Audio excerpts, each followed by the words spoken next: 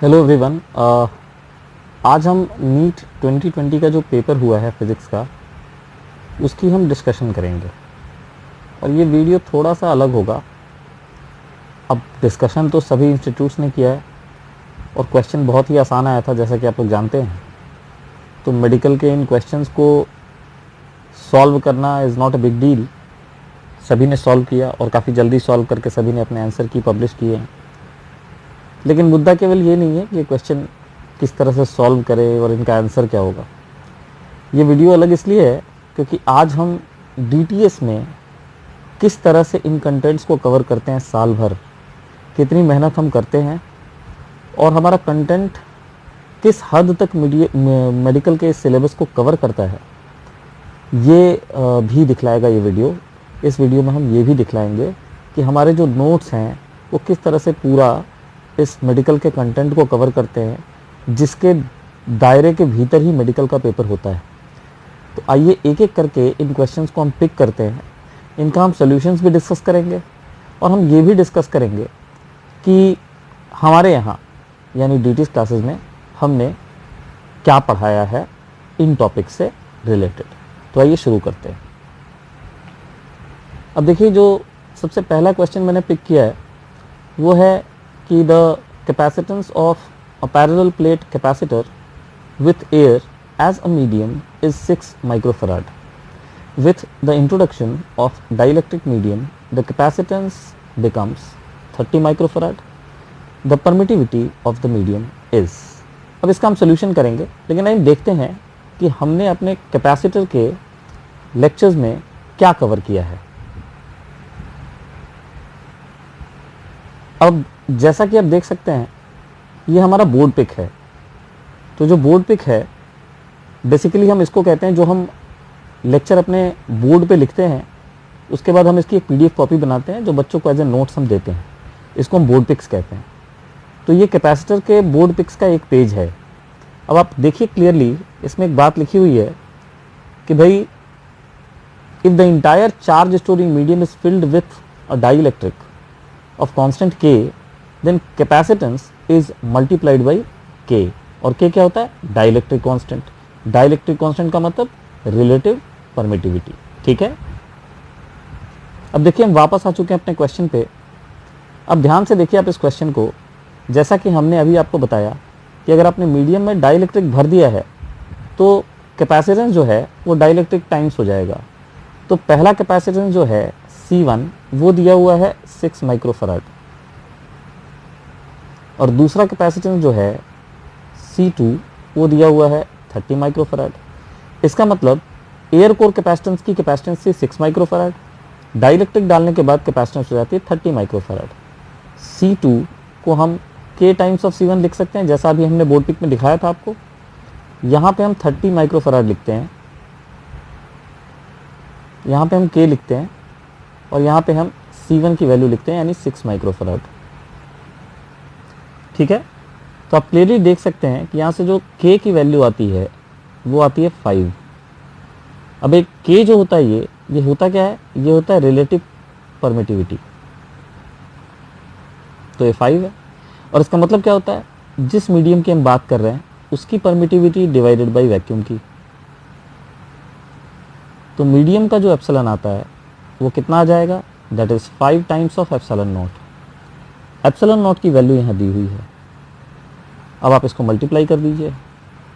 जब आप मल्टीप्लाई करेंगे तो इट इज़ 5 इंटू 8.85 इंटू 10 की पावर -12 SI यूनिट्स।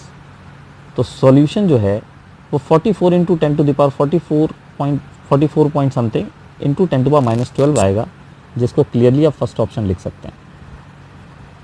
ठीक है। तो ये हो जाएगा 0.44 into 10 to the power -10। Let's save it. अब आइए हम अगले क्वेश्चन पे आते हैं। देखिए, क्वेश्चन जो हैं वो हम रैंडम ऑर्डर में ले रहे हैं। हम सारे 45 क्वेश्चन कवर करेंगे, बट हम मतलब क्वेश्चन नंबर पे नहीं जा रहे हैं, हम सीक्वेंस वाइज नहीं ले रहे हैं। हम एक एक करके सारे 45 क्वेश्चन लेंगे। अब जो अगला क्वेश्चन हमारे पास वो ये है कि the dimensions of stress are this. तो आपको बताना है कि इसमें से कौन सा स्ट्रेस का डायमेंशन होगा। ये हमारा नेक्स्ट क्वेश्चन है। तो क्वेश्चन को हम करने से पहले एक बार वापस जाते हैं अपने नोट्स पे, बोर्ड पिक्स पे, और देखते हैं हमने उसमें क्या कवर किया है।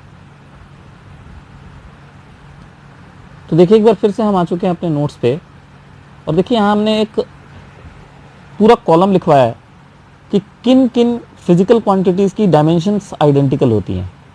और इसमें आप साफ साफ देख सकते हैं, यहाँ लिखा हुआ है कि एनी टाइप ऑफ स्ट्रेस या प्रेशर या any type of modulus of elasticity या एनर्जी डेंसिटी, इन सब की डायमेंशन सेम होती है और डायमेंशन हमने कैलकुलेट किया है।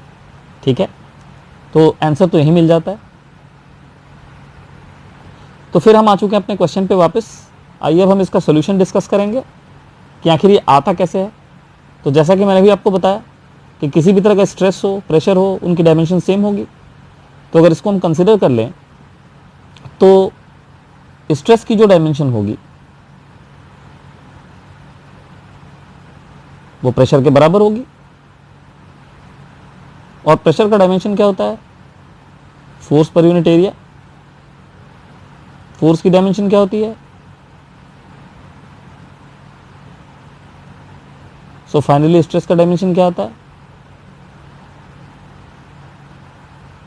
m की पावर 1, l की पावर -1 और t की पावर -2। तो ये इसका करेक्ट आंसर है। तो आपका करेक्ट आंसर है ऑप्शन नंबर 2 इस क्वेश्चन में। हो सकता है आपके पेपर में अलग कोड हो तो उसमें ऑप्शन अलग हो, बट आंसर यही रहेगा। ओके, अब आते हैं हम लोग नेक्स्ट क्वेश्चन पे। अब देखिए आपके सामने अगला क्वेश्चन निकल गया यहाँ पे। A long solenoid of 50 centimetre length having 100 turns carries a current of 2.5 ampere. The magnetic field at the centre of the solenoid. ठीक है, तो before solving this question again switch over to our board pics और देखते हैं हमने अपने content में क्या कुछ कवर किया है। अब देखिए आपके सामने मैग्नेटिक इफेक्ट्स ऑफ करंट का जो बोर्ड पिक है उसका एक पेज खुला हुआ है आपके सामने, और यहाँ क्लियरली हमने बताया है कि अलग अलग परिस्थितियों में अलग अलग तरह के सोलेनॉइड्स के अलग अलग पॉइंट्स पे मैग्नेटिक फील्ड की वैल्यू कितनी होती है। और इसी में एक सेक्शन है, देखिए लॉन्ग सोलेनॉइड के सेंटर पे हमने मैग्नेटिक फील्ड की वैल्यू लिखी है जिसका फॉर्मूला होता है μ0 multiplied by n into I. μ0 is permeability of the free space, n is number of turns per unit length and I is the current flowing through the solenoid। तो देखिए हम अपने क्वेश्चन पे वापस आ चुके हैं और जो हमने भी बोर्ड पिक में पढ़ा उसके हिसाब से हम ये क्वेश्चन सॉल्व करेंगे। तो हमारा जो मैग्नेटिक फील्ड होगा वो होगा B इक्वल टू, जैसा कि हमने पढ़ा, μ0 n I। μ0 की वैल्यू होती है 4 पाई इंटू 10 की पावर -7। नंबर ऑफ टर्न्स दिया हुआ है 100, लेंथ दी हुई है 50 सेंटीमीटर जिसको हम लिखेंगे हाफ, और करंट की वैल्यू दी हुई है 2.5 एम्पियर यानी 5/2।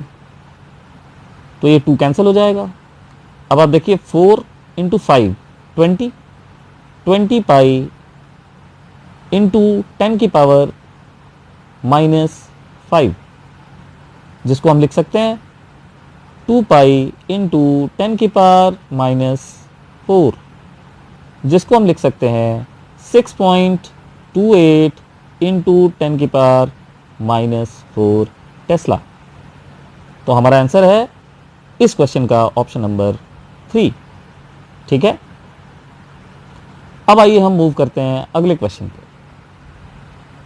तो देखिए हम आ चुके हैं अपने अगले क्वेश्चन पे और क्वेश्चन कहता है कि लाइट है, इसकी फ्रीक्वेंसी है 1.5 times the threshold frequency is incident on a photosensitive material. What will be the photoelectric current if the frequency is halved and intensity is doubled?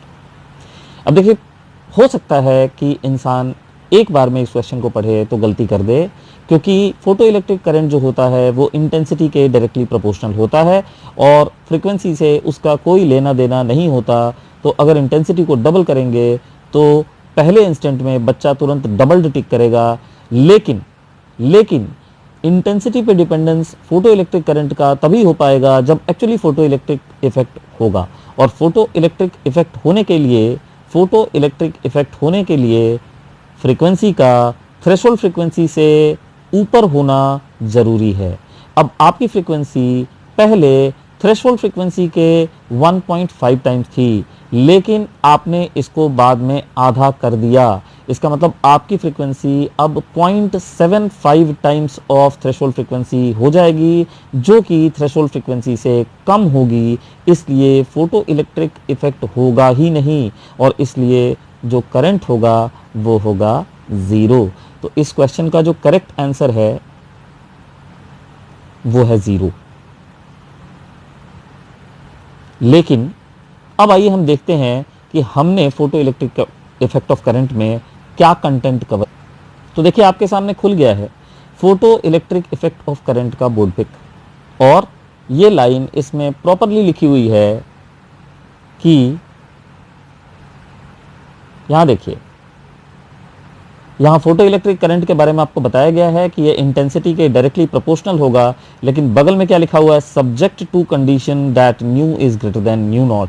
यानी अगर थ्रेशोल्ड फ्रीक्वेंसी से ज़्यादा फ्रीक्वेंसी हो तभी इस एक्सप्रेशन का कोई महत्व होगा। तो देखिए जैसा कि आप देख सकते हैं कि कंटेंट में पूरी तरह से इसको कवर किया गया है, और भी बहुत सारी चीज़ें इससे पढ़ाई गई हैं जो कि यहाँ साफ साफ देखी जा सकती हैं। अब आते हैं हम अपने अगले क्वेश्चन पे। अगला क्वेश्चन नंबर इररिलेवेंट है, मैंने पहले ही बोल दिया। आप कोई भी सेट उठाओ उसमें 45 क्वेश्चन आपको मिलेंगे। हो सकता है ऑप्शंस जो हैं वो बदल दिए गए हों, मतलब ऑप्शंस यही रहेंगे लेकिन उनकी सीक्वेंस बदल दी जाएगी, क्वेश्चन नंबर अलग होगा, बट एक सारे क्वेश्चंस 1 बाय 1 करके कवर किए गए हैं। तो देखिए ये क्वेश्चन कलर कोडिंग से रिलेटेड है। आपको एक 4 बैंड स्ट्रिप रजिस्टर का, कमर्शियल रजिस्टर का जो चारों बैंड्स हैं उसके कलर बताए गए हैं और आपको उसकी वैल्यू बतानी है। अब देखिए कलर कोडिंग आमतौर पर हम 12th क्लास के लिए कवर करते ही करते हैं, तो इसको जस्टिफाई करने या प्रूव करने की कोई ज़रूरत नहीं है। बड़ा इजी टॉपिक है, एनसीईआरटी में भी दिया हुआ है और सभी लोग कलर कोडिंग पढ़ाते हैं। तो आइए हम डायरेक्ट इसके सोल्यूशन पे आते हैं। तो देखिए ऐसा है कि कलर कोडिंग में हमें क्या पढ़ाया जाता है। कलर कोडिंग सबसे पहले याद कैसे कराया जाता है। कलर कोडिंग में कलर्स का जो वैल्यू होता है वो इस तरह से लिखा जाता है, और उसको याद करने का तरीका ये है कि B Roy, Great Britain, very good wife, इन सभी कलर्स का आप नंबरिंग कर दीजिए 0 से लेके 9 तक।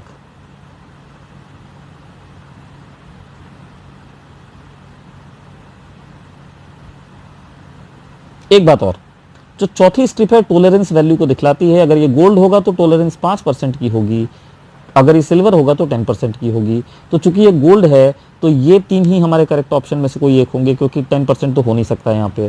तो अब हमें 3 में से एक ऑप्शन का चुनाव करना है। जो इसमें पहला बी लिखा हुआ है वो है ब्लैक, डार्कर से लाइटर की तरफ आएंगे ब्लैक। दूसरा बी है ब्राउन, और ये छठा वाला नंबर पे जो बी है ये ब्लू कलर को दिखलाता है। तो इसके हिसाब से अगर हम आगे बढ़ते हैं तो हमारी जो कलर कोडिंग का जो वैल्यू होगा वो क्या होगा। कलर कोडिंग की जो वैल्यू होगी वो लिखी कैसे जाती है। तो देखिए ये जो पहला है ये आपको फर्स्ट डिजिट बताता है ए, ये जो दूसरा है ये आपको सेकंड डिजिट बताता है यानी बी, और ये जो तीसरा कलर है ये आपको 10 का मल्टीपल बताता है यानी सी, और जो चौथा कलर है वो आपको टॉलरेंस वैल्यू बताता है परसेंटेज में। तो बताइए इसका आंसर क्या होगा। तो पहला है येलो, येलो का मतलब हुआ 4, दूसरा है वॉयलेट, वॉयलेट का मतलब हुआ 7, और तीसरा है जो सी है वो है ब्राउन, तो ब्राउन का मतलब हुआ 1, और प्लस माइनस हो गया 5%। सही है। तो आप देखिए इसका आंसर होना चाहिए 47 × 10 यानी 470 ओम। ठीक है, तो ऑप्शन नंबर 2 इसका करेक्ट आंसर है। अब आइए हम आएंगे नेक्स्ट क्वेश्चन पे। अब देखिए हमारे पास अगला क्वेश्चन खुल गया है, और ये कहता है कि a ball is thrown vertically downwards with a velocity of 20 metre per second from the top of the tower. It hits the ground after some time with a velocity of 80 metre per second. The height of the tower. ये बहुत आसान question है, ये 9th class के बच्चे भी solve कर सकते हैं इस क्वेश्चन को, इतना आसान क्वेश्चन है। तो देखिए क्वेश्चन में क्या क्या हुआ है कि हम एक पार्टिकल को ऊपर से नीचे फेंक रहे हैं, और हमारी जो वेलोसिटी है वो है 20 metre per second. Vertically downward हम थ्रो कर रहे हैं, क्वेश्चन में लिखा हुआ है, और थोड़ी देर के बाद उसकी वेलोसिटी बढ़ते बढ़ते हो जाती है 80 मीटर पर सेकंड, जिससे वो ज़मीन को हिट करता है। तो हमें बताना है कि ये कितने हाइट से गिरा है। ठीक है, तो इसके लिए हम कौन सा इक्वेशन लगाएंगे बताइए। ए हमें पता है, ए की वैल्यू जी के बराबर होगी, जिसको हम 10 ले लेंगे। तो चूंकि हमें V, U और A पता है और S हमें निकालना है, तो V, U, A और S को कौन सा रिलेशन जोड़ता है? वो जोड़ता है V square equal to U square plus 2S। तो इसका यूज़ कीजिए। V का स्क्वायर का मतलब हो जाएगा 6400, U स्क्वायर का मतलब कितना हो जाएगा 400, 2A का मतलब हो जाएगा 20 और S यहाँ से निकालेंगे तो आंसर आ जाएगा 300 मीटर। ठीक है।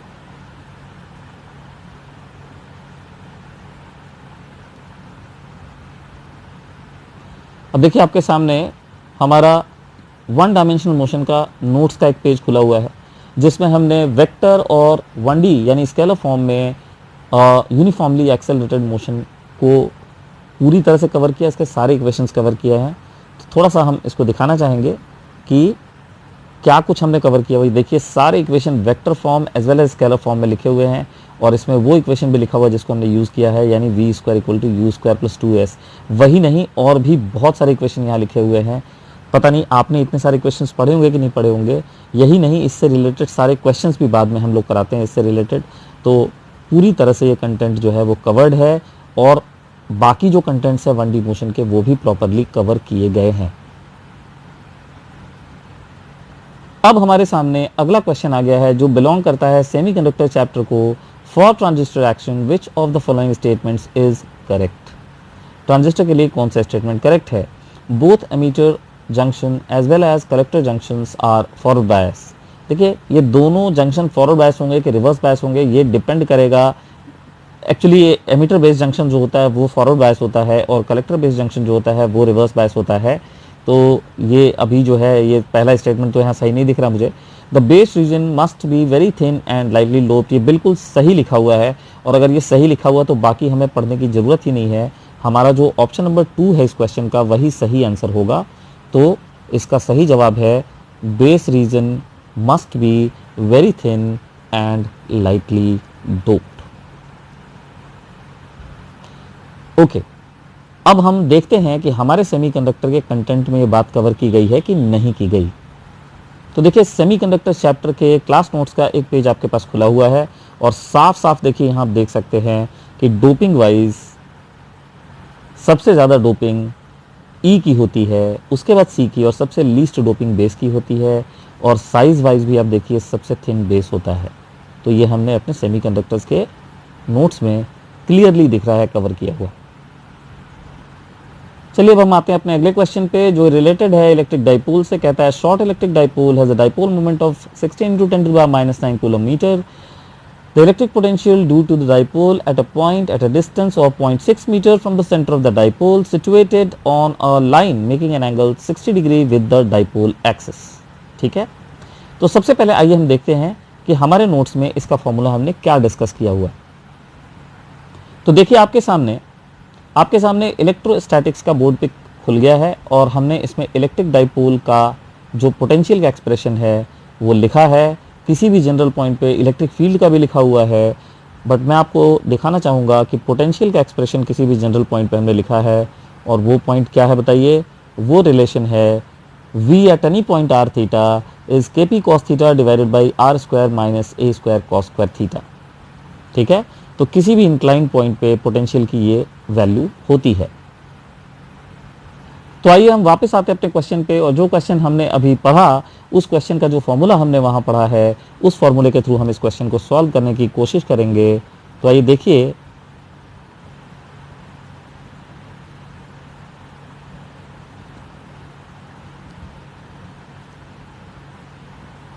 इस क्वेश्चन का आंसर क्या होगा। तो जैसा कि हमने अभी भी पढ़ा कि इसका जो पोटेंशियल होता है at any point which is situated at an angle theta and a distance r from electric dipole, वहाँ का पोटेंशियल होता है KP cos theta divided by r square minus a square cos square theta. लेकिन यहाँ एक short dipole की चर्चा की गई है और शॉर्ट डाइपोल के केस में a जो है वो r के कंपैरिजन में बहुत ही छोटा हो जाएगा। तो फॉर्मूला बनता है KP cos theta divided by r square. Value डालते हैं, k की वैल्यू होती है 9 × 10⁹, p का वैल्यू दिया हुआ है 16 इंटू 10 की power minus 9, cos theta cos 60 हो जाएगा, that is half, and R square is 0.6 metre का स्क्वायर, तो 0.6 मीटर का मतलब हो गया 6/10 मीटर, तो यहाँ आ जाएगा 36 इंटू 10 की पावर माइनस 2। तो अब देखिए यहाँ पर 10 की पावर माइनस 9 और 10 की पावर प्लस 9 कैंसिल हो जाएगा। और आइए कुछ और काट पीट करते हैं यहाँ पे कैलकुलेशन के लिए। तो 9 4 जा 36, फिर ये 4 4 जा 16 एंड 2, यहाँ 2 बचता है। तो अब बताइए फाइनल आंसर क्या है। 10 की पावर 2 ऊपर चला जाएगा इंटू 2, यानी 200 वोल्ट इसका करेक्ट आंसर आएगा। आइए बातें हैं अपने अगले क्वेश्चन पे। अब देखिए आपके पास अगला क्वेश्चन आ गया है जो बिलोंग करता है एसी चैप्टर को। A series LCR circuit is connected to an AC voltage source. When L is removed from the circuit, the phase difference between current and voltage is pi/3. If instead C is removed from the circuit, the phase difference is again pi/3 between the current and the voltage. The power factor of the circuit is. मैं आपको बताऊं ये जो question है ये JEE main में और NEET में इससे भी पहले कई बार आ चुका है और exactly same to same question आया हुआ है। कभी कभी ये एंगल जो pi/3 देता है pi/4 बोल के दिया हुआ है, और ये इतना प्रोबेबल क्वेश्चन है कि ये सेम क्वेश्चन हमने क्लासरूम में कवर किया हुआ है। नॉट ओनली दिस, हमने क्या किया, इन दोनों एंगल को अलग अलग लेके भी बच्चों को कराया गया ये क्वेश्चन कि अगर विषम परिस्थितियों में अगर ये दोनों एंगल अलग अलग दे दे तो बच्चे इस क्वेश्चन को कैसे सॉल्व करें। तो आइए हम इसके बोर्ड पिक में देखते हैं कि हमने इसमें क्या करवाया हुआ है। अब देखिए आपके सामने एसी का एक बोर्ड पिक खुला हुआ है, उसका एक पेज खुला हुआ है, और आप देख सकते हैं कि ये सेम क्वेश्चन, ये देखिए ये same question with a little bit of alteration हमने कराया हुआ है। हमने इन दोनों एंगल्स को अलग अलग लेके कराया हुआ है इस क्वेश्चन को, ठीक है। अब हम इस क्वेश्चन को वहां पे कैसे सॉल्व करेंगे ये मैं आपको करके दिखाऊंगा। बट अब देखिए जो मैंने बात वहां बोली, ये सेम क्वेश्चन को जो कि सेम फेज एंगल्स पे दिया हुआ है उसको हमने अलग अलग फेज एंगल्स पे कराया हुआ कि अगर ऐसा क्वेश्चन आ जाता तो बच्चे इसको कैसे कर पाते हैं। तो देखिए हम वापस आ चुके हैं अपने क्वेश्चन पे। अब आइए हम देखते हैं इस क्वेश्चन को हम किस तरह से सॉल्व करेंगे। तो ऐसा है, एक एलसीआर सर्किट है। अब इस एलसीआर सीरीज सर्किट में आपने इंडक्टर को हटा दिया, तो अगर आप इंडक्टर को हटा देंगे तो आपका जो सर्किट है वो एक आरसी सर्किट बन जाएगा, और आरसी सर्किट का जो फेज एंगल होता है tan phi, मतलब phi, उसका जो tan है वो आप लिख सकते हो tan phi equal to XC divided by R। Basically RLC series circuit में फॉर्मूला होता है XC माइनस XL का मोड डिवाइडेड बाई R, लेकिन चूंकि यहाँ पे इंडक्टर नहीं है तो ये जो XL वाला टर्म है ये गायब हो जाएगा, और इसलिए ये सिंपली हम यहाँ पे लिख सकते हैं XC डिवाइडेड बाई R। अब भाई साहब इसकी जो वैल्यू दी हुई है वो दी हुई है pi/3, तो यहाँ से अगर मैं pi/3 की वैल्यू डाल दूं तो हमारा XC का जो फॉर्मूला आएगा क्या वो R√3 आ जाएगा, क्योंकि tan ऑफ pi/3 इज √3। अब हम आते हैं अगले पार्ट ऑफ द क्वेश्चन पे। अगले पार्ट में हमने कैपेसिटर को हटा दिया, बावजूद उसके ये फेज एंगल सेम रह जाता। ऑब्वियसली कैपेसिटर और इंडक्टर में से एक केस में लैगिंग होगा और दूसरे केस में लीडिंग होगा, लेकिन वैल्यू ऑफ एंगल सेम रह जाता है। तो इस केस में फिर से हम लिख सकते हैं कि tan phi की वैल्यू जो कि XL/R होगी, अगेन वहां पे phi की वैल्यू pi/3 होगी, जिसके वजह से हम XL की वैल्यू भी कह सकते हैं R√3। अब इसका क्या मतलब हुआ कि ओरिजिनल सर्किट के अंदर XL और XC की वैल्यू क्या हो रही है बताइए। ओरिजिनल सर्किट के अंदर XL और XC की वैल्यू हो रही है सेम, और अगर XL और XC की वैल्यू सेम हो रही है तो इसका मतलब जो आपका ओरिजिनल सर्किट है जिसमें R, L और C तीनों था वो एक प्योरली रेजिस्टिव सर्किट बन जाता है, और प्योरली रेजिस्टिव सर्किट का पावर फैक्टर होता है 1, ठीक है। बिकॉज प्योर जो पावर फैक्टर होता है उसका फॉर्मूला क्या होता है, पावर फैक्टर की वैल्यू होती है R/Z, और चूंकि वहां पे VL और VC एक दूसरे को न्यूट्रलाइज कर देंगे तो Z की वैल्यू R के बराबर हो जाएगी, तो उसका पावर फैक्टर 1 हो जाएगा। तो करेक्ट आंसर ऑप्शन नंबर 1। आइए अब हम अपने अगले क्वेश्चन पे चलते हैं। हाँ जी, तो देखिए ये है हमारा अगला क्वेश्चन जिसमें कहा गया कि the phase difference between displacement and acceleration of a particle in a simple harmonic motion is. देखिए बड़ी सिंपल सी बात है, अगर आप एक सिंपल हार्मोनिक मोशन का कोई इक्वेशन ले लें, x इक्वल टू से for example a sign omega T, तो जब हम इसकी वेलोसिटी का इक्वेशन निकालेंगे तो उसको हम लिखेंगे dx by D T. Differentiate करने पे आएगा a omega cos omega T, ये वेलोसिटी का एक्सप्रेशन है। और जब आप एक्सेलरेशन का एक्सप्रेशन निकालोगे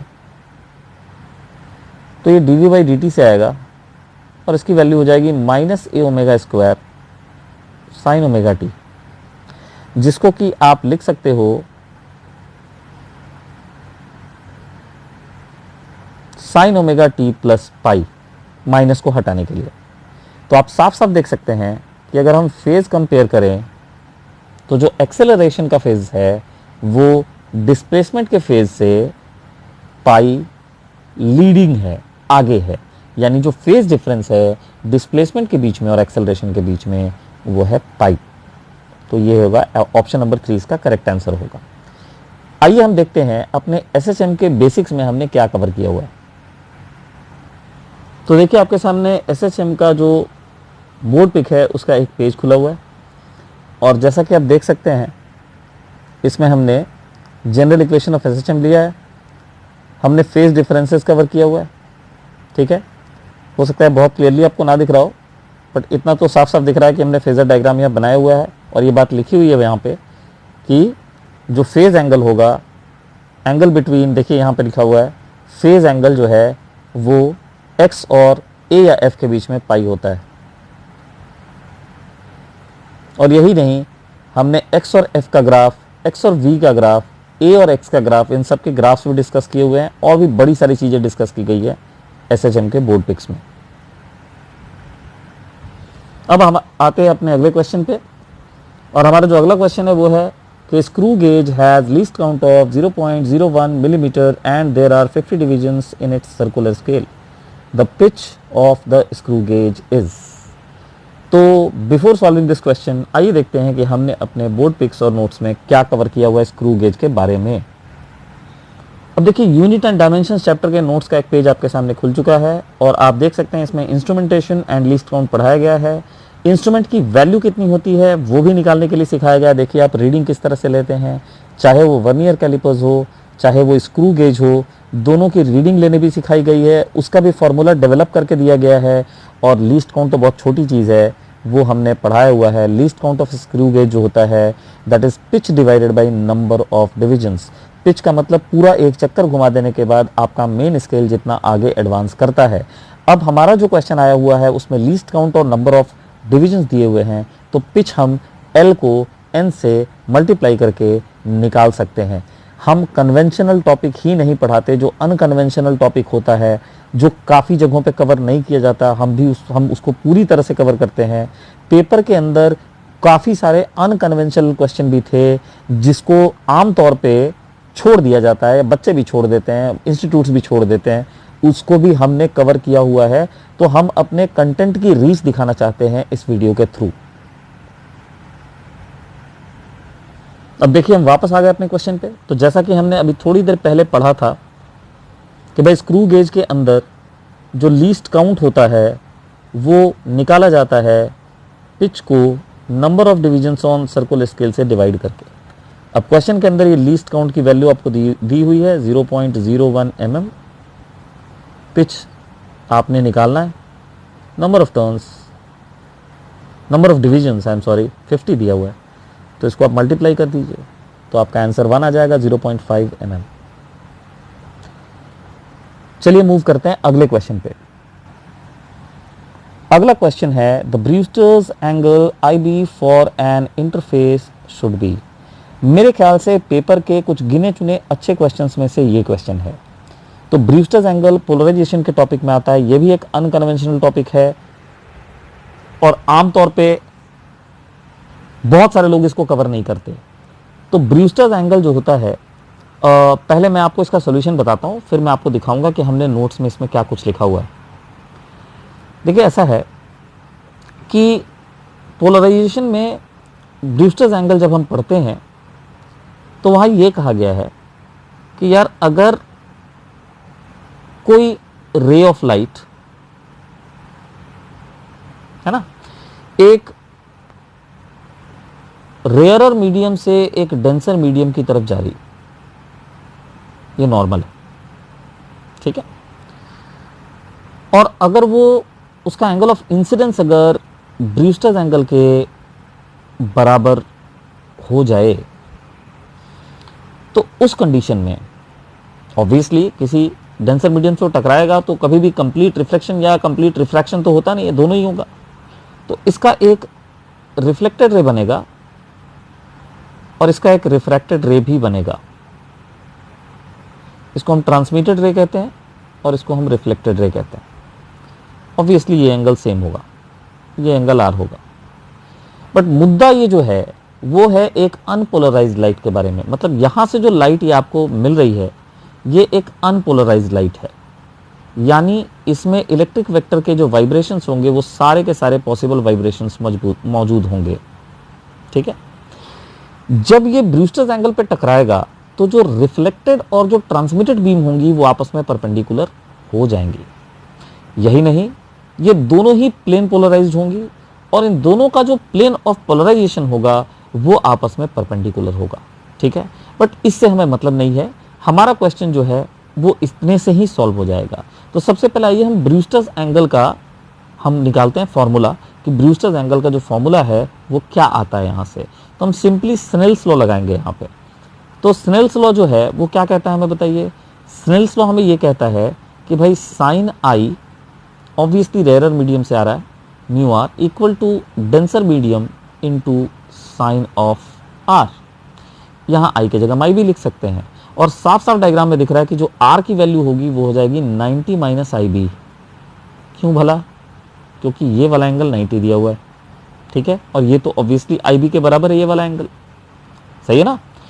तो इससे हमें मिलता है mu r sine i b is equal to mu d cos i b, जो हमें देता है tan i b equal to mu of denser with respect to rare, mu d by mu r.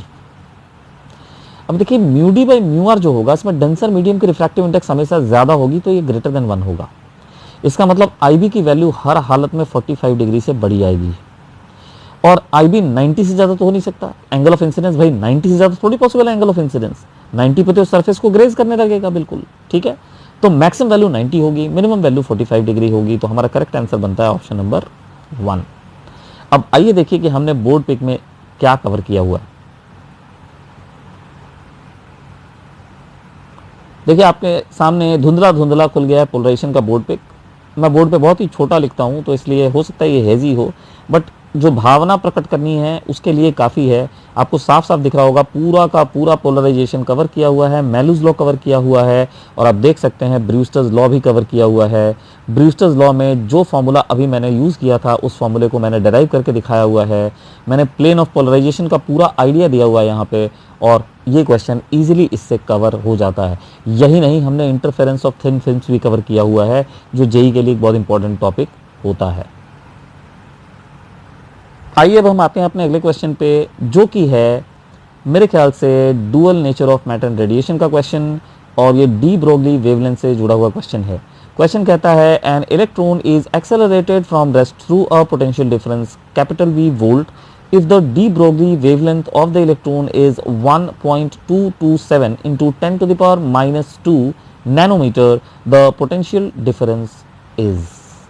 अब देखिए आइए इसको पहले सॉल्व करते हैं। ऐसा है कि जो डी ब्रोगली वेवलेंथ होती है उसको हम लिखते हैं h बाई पी, यानी मैटर वेव का मोमेंटम, ठीक है, मैटर पार्टिकल का h बाई पी लिखते हैं। P को हम एनर्जी के टर्म्स में लिख सकते हैं √2mk, where k stands for kinetic energy. How? Because k is equal to p square by 2m। पिछले वीडियो में भी ये बतलाया था। अगर आपने पिछले वीडियोस देखे होंगे 2019, 2018, 2017 के का आधा पेपर हमने डिस्कस किया था।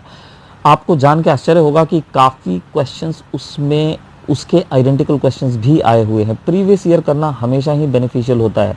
अगर आप पिछले 10 से 15 साल के क्वेश्चन सॉल्व कर लेते हैं तो आपकी पोजीशन काफ़ी मजबूत हो जाती है, अगर उन टॉपिक को आप अच्छे से पढ़ लें तो। आते हैं अपने क्वेश्चन पे वापस। हमारा जो इलेक्ट्रॉन है उसको एक्सेलरेट करने के लिए हमने एक्सेलरेटिंग वोल्टेज यूज़ किया हुआ V वोल्ट का। अब अगर इलेक्ट्रॉन V वोल्ट से एक्सेलरेट होता है तो उसकी काइनेटिक एनर्जी बेटे हो जाएगी K equal to e into V. ठीक है, तो अगर हम इसको सब्स्टिट्यूट करें तो हमारे डी ब्रोगली वेवलेंथ का एक्सप्रेशन हो जाता है 2 into mass of electron into charge of electron into potential difference through which it is accelerated under roots. अब आप देखिए कैपिटल वी को छोड़ के यहाँ सारी चीज़ें यूनिवर्सल कांस्टेंट है, तो इसको हम एक शॉर्टकट के फॉर्म में डेवलप करके बच्चों को देते हैं। अभी मैं दिखाऊंगा अभी आपको। और इसका जो फॉर्मूला होता है वो 12.27 angstrom divided by root V होता है। कुछ नहीं करना है यहाँ पे, रूट वी यानी वी को वोल्ट में यहाँ डालिए और लैम्डा निकल जाएगा। इसी तरह लैम्डा को एंगस्ट्रॉम में डालिए और वी निकल जाएगा। ये काम आप कर सकते हैं। तो अब देखिए इस क्वेश्चन को हम यहाँ से सॉल्व करते हैं। तो हमारा ये लैम्डा दिया हुआ क्वेश्चन में कितना दिया हुआ बालक, 1.227 10⁻⁻² एंगस्ट्रॉम है भाई साहब। तो अगर सॉरी नैनोमीटर है, तो अगर मैं इसको एंगस्ट्रॉम में बदलूंगा तो ये 10⁻⁻1 एंगस्ट्रॉम आ जाएगा। तो आप देखिए ये इसको काटेगा, ये इसको काटेगा 10 से और 10⁻⁻1 यहाँ पे है, माने रूट वी की वैल्यू यहाँ पे आ जाएगी, रूट वी की वैल्यू यहाँ पे आ जाएगी, कितनी आ जाएगी, 100 आ जाएगी।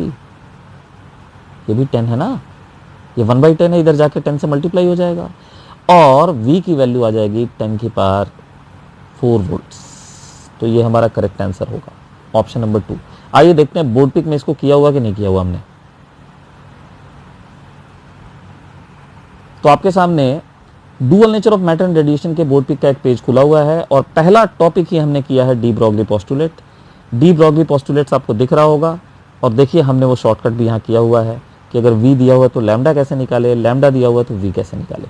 ठीक है, एवरीथिंग इज कवर्ड। ये है हमारा अगला क्वेश्चन और ये क्वेश्चन को किसी एक्सप्लेनेशन की ज़रूरत नहीं है, बहुत ही कॉमन क्वेश्चन है। जो बच्चे 12th क्लास का जिन्होंने एग्जाम दिया होगा एनसीईआरटी में पॉइंट्स लिखे हुए हैं और बहुत ही कॉमन पॉइंट्स हैं कि कौन से सॉलिड्स ऐसे होते हैं जिनका की नेगेटिव टेम्परेचर कोफिशिएंट होता है रेजिस्टेंस का। तो देखिए मेटल्स के लिए, कंडक्टर्स के लिए ये टेम्परेचर कोफिशिएंट पॉजिटिव होता है और सेमीकंडक्टर्स के लिए और इंसुलेटर्स के लिए हाई टेम्परेचर पे ये कोफिशिएंट जो होता है वो नेगेटिव होता है। सेमीकंडक्टर्स के लिए और इंसुलेटर्स एट हाई टेम्परेचर पे ये कोफिशिएंट जो होता है वो नेगेटिव होता है। तो इस क्वेश्चन को कुछ भी डिस्कशन की जरूरत नहीं है, ये सिंपली इसका आंसर होगा ऑप्शन नंबर 2। चलिए मूव करते हैं अगले क्वेश्चन पे। अब देखिए अगला क्वेश्चन आपके सामने है वो जो यंग्स डबल स्लिट एक्सपेरिमेंट से रिलेटेड है, वाईडीएससी से रिलेटेड है, चैप्टर है वेव ऑप्टिक्स। क्वेश्चन कहता है कि in Young's double slit experiment if the separation between the coherent sources is halved and the distance of the screen from the coherent sources is doubled then the fringe width becomes। तो देखिए जो fringe width का formula होता है वो होता है beta equals to lambda into capital D by small d. ये होता है फ्रिंज विड्थ का फॉर्मूला। और आपने किया क्या है, आपने डिस्टेंस बिटवीन कोहेरेंट सोर्सेज को कर दिया है हाफ। तो यहाँ पे जो फैक्टर लगेगा वो लगेगा इनटू हाफ और आपने distance of the screen from the coherent sources is doubled, इसको कर दिया आपने 2 टाइम्स। तो ऑल इन ऑल ये 4 गुना आ जाएगा, तो 4 टाइम्स इसका आंसर होगा। आइए देखते हैं क्या हमने अपने वेव ऑप्टिक्स में इस पॉइंट को कवर किया हुआ है।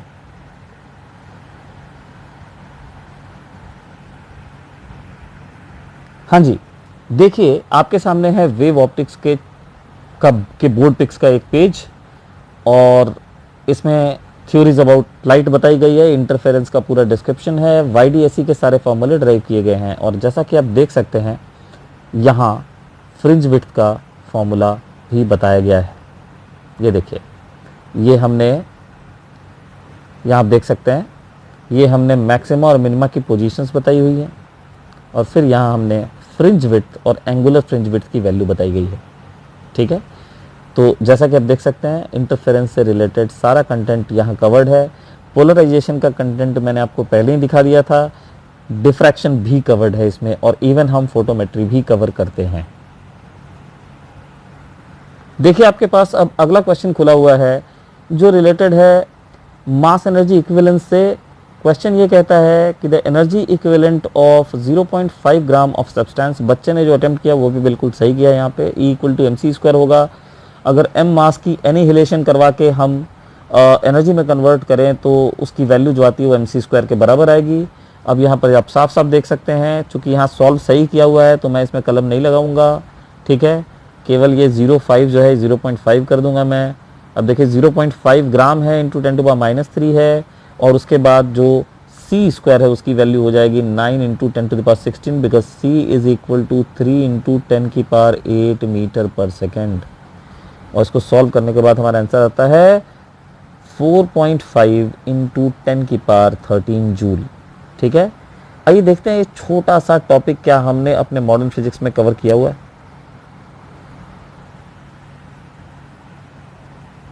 अब आपके सामने हमारे न्यूक्लियर फिजिक्स का बोर्ड पिक का एक पेज खुला हुआ है, और जैसा कि आप देख सकते हैं राइट हैंड साइड में एक्सट्रीम नीचे हमने मास एनर्जी इक्विवेलेंस कवर किया हुआ है, और जो पॉइंट से मैंने भी क्वेश्चन सॉल्व किया था एग्जैक्टली उस पॉइंट को मैंने यहाँ पे एक्सप्लेन किया हुआ है।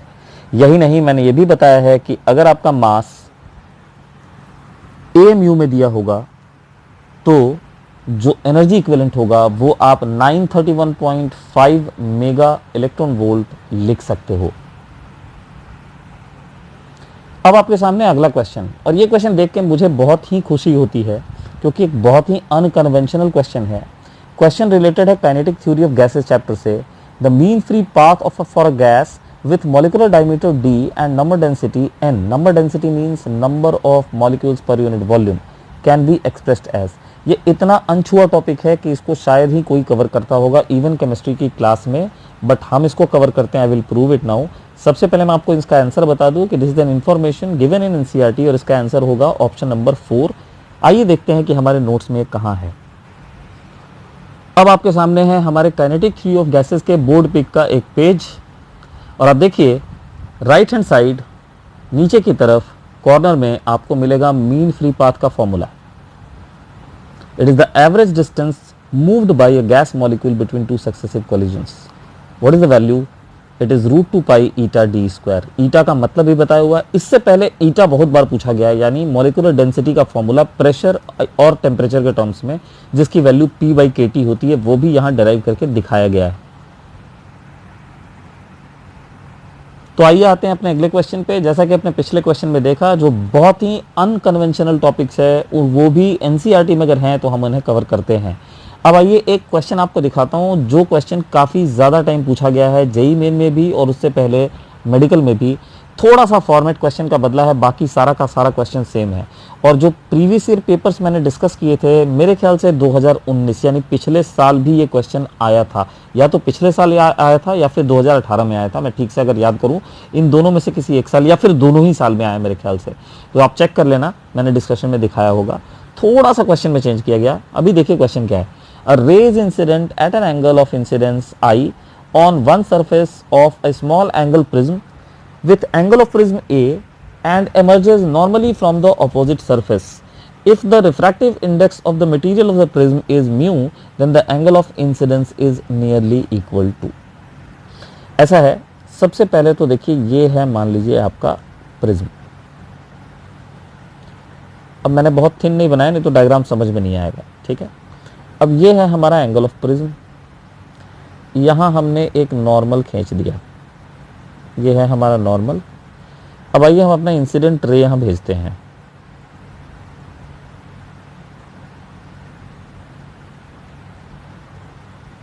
ये है हमारा इंसिडेंट रे। कायदे से इस रे को ऐसे जाना चाहिए था, जो हमारा डॉटेड पाथ है, लेकिन ये नॉर्मल की तरफ बेंड करेगा और ये ऐसे जाएगा। क्वेश्चन कहता है कि दूसरे सरफेस से नॉर्मली बाहर आ जाता है, मतलब बिना रिफ्रैक्शन के। मतलब ये टकराया कैसे होगा बताइए? परपेंडिकुलर, तभी तो ये सीधा ऐसे निकल गया। सही है। अब देखिए इससे पहले जो क्वेश्चन आया था वो भी सेम क्वेश्चन था, उसमें बस ये किया हुआ था कि ये जो दूसरा सरफेस था उसको सिल्वरिंग की हुई थी उसकी। सोचिए अगर इसकी सिल्वरिंग होती तो क्या होता? ये इस मिरर से परपेंडिकुलरली टकराता और फिर ये वापस अपने पाथ को रीट्रेस कर लेता। ये क्वेश्चन पूछा गया था कि सिल्वर किया है तो बताओ एंगल ऑफ इंसिडेंस कितना होगा कि अपने पाथ को रीट्रेस कर ले, ठीक है। बट इस बार सिल्वरिंग नहीं की गई है, इस बार क्या किया गया है? इस बार कहा गया है कि वो नॉर्मली सेकेंड फेज से बाहर निकल जाता है। ठीक है, आइए हम एंगल ऑफ इंसिडेंस निकालते हैं।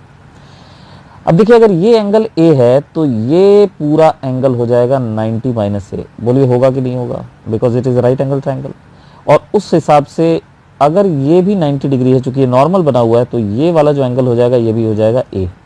इसका मतलब आपका एंगल ऑफ रिफ्रैक्शन ए आ गया। स्नेल्स लॉ लगाइए, sine of I is equal to mu into sine of R, where R is equal to A. लेकिन क्वेश्चन ये कह रहा है कि सारे एंगल्स बड़े छोटे हैं, यानी every angle is very very small. ठीक है, तो अगर सारे एंगल स्मॉल है तो साइन थीटा की जगह थीटा लिख सकते हैं, तो आई की वैल्यू हो जाएगी म्यू मल्टीप्लाइड बाई ए, और ये है इसका सही जवाब। आइए देखते हैं हम अपने ऑप्टिक्स के नोट्स में कि हमने इस प्रॉब्लम को कवर किया है कि नहीं। देखिए, आपके सामने हमारे रे ऑप्टिक्स के बोर्ड पिक का एक पेज खुला हुआ है, और ये रहा वो क्वेश्चन जो पिछले 3 साल से आ रहा है। ठीक है, और इस साल भी आया। देखिए, सिल्वर किया हुआ था, है ना, बड़े एंगल छोटे एंगल दोनों के लिए फॉर्मूला निकाल के दिखाया गया है। हमारा नोट्स फुल प्रूफ नोट्स होता है, इसके बाहर नीट के क्वेश्चंस नहीं आ सकते। आमतौर पे एक आधा क्वेश्चन की बात हम छोड़ सकते हैं कि हाँ कोई अपवाद हो जाए, वो भी नहीं होता, बट ज़्यादातर क्वेश्चन जो है ये इस नोट्स के दायरे में होते हैं। 42 से लेके 45 44 क्वेश्चन 43 क्वेश्चन तो मिनिमम होंगे, और काफ़ी सारे क्वेश्चन 5 से 10 क्वेश्चन ऐसे होते हैं जिसमें डेटा तक सेम होता है। तो ये बहुत ही एक जो हम कहते हैं ब्रह्मास्त्र है हमारा बोर्ड पिक। और अगर आप कभी हमारी क्लासेस से जुड़ेंगे तो आपको इसका बेनिफिट मिलेगा। हमारे यहाँ जो बैच की स्ट्रेंथ होती है वो भी बहुत ही छोटी है, 10 to 15 स्टूडेंट्स होते हैं जनरली एक बैच के अंदर, चाहे वो ऑनलाइन क्लासेस हो चाहे ऑफलाइन क्लासेस हो। कहीं भी हम शो ऑफ नहीं करते कि हमें ऑनलाइन क्लासेस में हम टीचर जो है वो दिखाए या फिर डेमोन्स्ट्रेशन ज़्यादा हो, कंटेंट पे फोकस करते हैं। हाँ, और उसी के वजह से जो है हमारा जो थोड़ा बहुत रेपुटेशन बना है वो बना है। तो आप देखिए, अगर आप चाहते हैं कि आप एक क्लासरूम प्रोग्राम ज्वाइन कर सके, आप अगले साल के नीट के या जेई के एस्पिरेंट है, तो आप जुड़ के देख सकते हैं डेमो क्लासेस के अंदर, आपको बेनिफिट पता चलेगा और फ़र्क पता चलेगा। अब देखिए, आपके पास अगला क्वेश्चन जो है वो है इलेक्ट्रोस्टैटिक्स का। कहता है spherical conductor of radius 10 centimetre. बहुत ही जेन्युइन क्वेश्चन है, बहुत ही जनरल क्वेश्चन है, very very easy question. 10 centimetre has a charge of this much distributed uniformly. Spherical conductor है, कंडक्टर का मतलब सारा चार्ज सरफेस पे होगा। What is the magnitude of electric field at a point 15 centimetre from the centre of the sphere. तो देखिए, ये problem तो बहुत ही आसान क्वेश्चन है। अगर आप हॉलो स्फीयर भी रहता तब भी, अगर सेंटर से स्मॉल आर डिस्टेंस पे इस पॉइंट पे हम इलेक्ट्रिक फील्ड का एक्सप्रेशन लिखें तो ये होगा k into q divided by are square. इसमें स्फीयर के रेडियस का कोई योगदान नहीं होगा। ठीक है, चार्ज क्यू है। तो ये पहले इसकी वैल्यू लगे हाथों हम निकाल लेते हैं, उसके बाद हम अपने नोट्स पे जाएंगे और एक बार फिर से आप देखेंगे कि हमने उसमें कंटेंट में क्या कुछ लिया हुआ। तो यहाँ हो जाएगा 9 इंटू 10 की पावर 9। चार्ज की वैल्यू हो गई 3.2 इंटू 10 की पावर -7, और हमारा डिस्टेंस हो गया 15 सेंटीमीटर, जिसको हम लिख सकते हैं स्क्वायर करने के बाद 225 इंटू 10 टू द पावर -4। तो ये 9 जो है वो इसको 9 और 225 कैंसिल आउट करेंगे, तो यहाँ बचेगा मेरा ख्याल है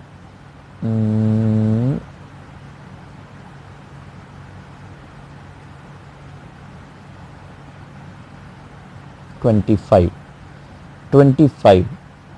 और ये देखिए यहाँ 10 टू पावर -4 और -7 10 टू पावर -4 और 9 हो गया 13 13 is 6, so it is 3.2 divided by 25 into 10 की पावर 6। और अगर हम एक ज़ीरो यहाँ दे दें तो ये 32 divided by 25 into 10 to the power 5 आ जाएगा। So I think it is 1.28 into 10 to the power 25। Apparently यही आंसर दिखता है हमारा। आइए हम अपने इलेक्ट्रोस्टैटिक्स के बोर्ड पिक्स को देखते हैं। अब देखिए आपके सामने इलेक्ट्रोस्टैटिक्स के बोर्ड पिक का एक पेज खुला हुआ है और इसमें गॉस लॉ के थ्रू हमने हॉलो, नॉन कंडक्टिंग और सॉलिड कंडक्टिंग स्फीयर या फिर नॉन कंडक्टिंग सॉलिड स्फीयर के वजह से फील्ड की एक्सप्रेशंस हमने डिराइव की हैं। और ख़ास बात यह है कि देखिए हमने इसको क्यू के फॉर्म में किया है, फिर बच्चों को सिग्मा के फॉर्म में कन्वर्ट करना सिखाया है, इसी तरह सॉलिड वाले को रो के फॉर्म में कैसे कन्वर्ट करेंगे ये भी सिखाया है। यही नहीं, इनका ग्राफ भी डिस्कस किया गया है और एनुलर स्फीयर्स की वैल्यू हम किस तरह से निकालते हैं ये भी यहाँ बताया गया है। तो ऑलमोस्ट इसको हम जेई मेन के स्टैंडर्ड तक लेके जाते हैं। हमारे यहाँ जेई मेन के बच्चों की और नीट के बच्चों की फिजिक्स की क्लास एक साथ होती है, क्योंकि नीट के बच्चों को भी एनरिच लेवल की ज़रूरत होती है, बिकॉज नीट का पेपर भी टफ माना जाता है।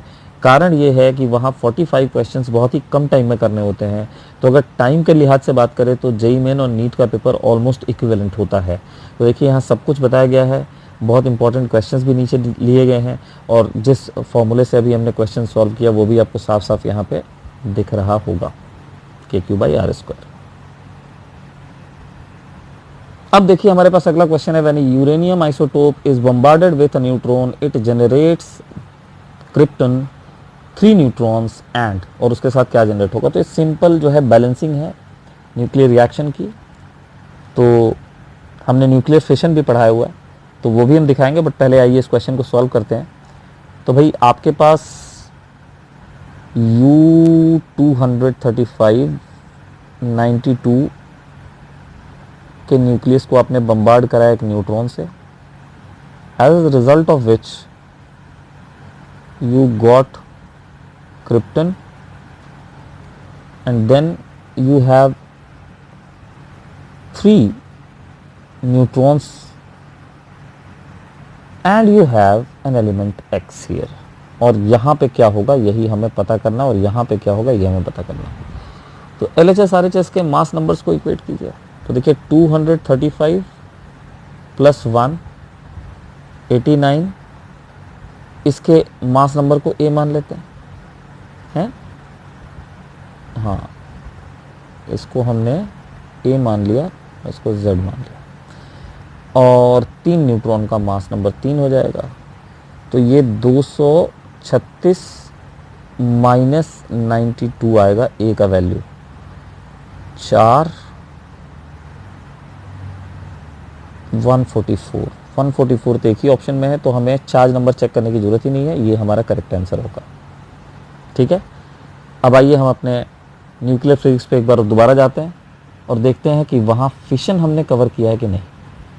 देखिए DTS के मॉड्यूल का एक पेज है इस चैप्टर में, जो काफ़ी जो रटने वाली चीज़ें होती हैं, जो काफ़ी गो थ्रू करने वाली चीज़ें होती हैं, उनको हम मॉड्यूल के थ्रू ही बच्चों को देते हैं। नोट्स बहुत हम कंप्रेस करके लिखते हैं, बहुत ही कम चीज़ें लिखते हैं कि बच्चे के पास जो है वो हैंडी रहे और कम समय में पढ़ के जा सके। ये देखिए यहाँ पे फिशन रिएक्शन कवर किया हुआ, उसमें मॉडरेटर का रोल कौन प्ले करता है, कंट्रोलिंग डॉट्स कौन प्ले करते हैं, चेन रिएक्शन क्या होता है, क्रिटिकल मास क्या होता है, रिप्रोडक्शन फैक्टर क्या होता है, एवरीथिंग इज हियर। इसके अलावा न्यूक्लियर फ्यूजन भी हमने कवर किया हुआ। अब देखिए हम आते हैं अगले क्वेश्चन पे, जो कि ग्रेविटेशन का क्वेश्चन है और बहुत ही सिंपल क्वेश्चन है।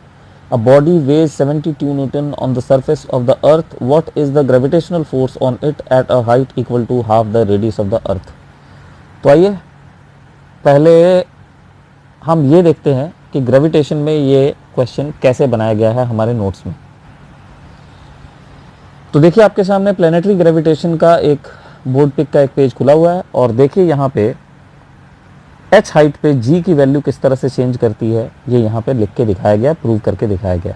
ठीक है, तो हम इसी को यूज करेंगे इस क्वेश्चन को सॉल्व करने के लिए।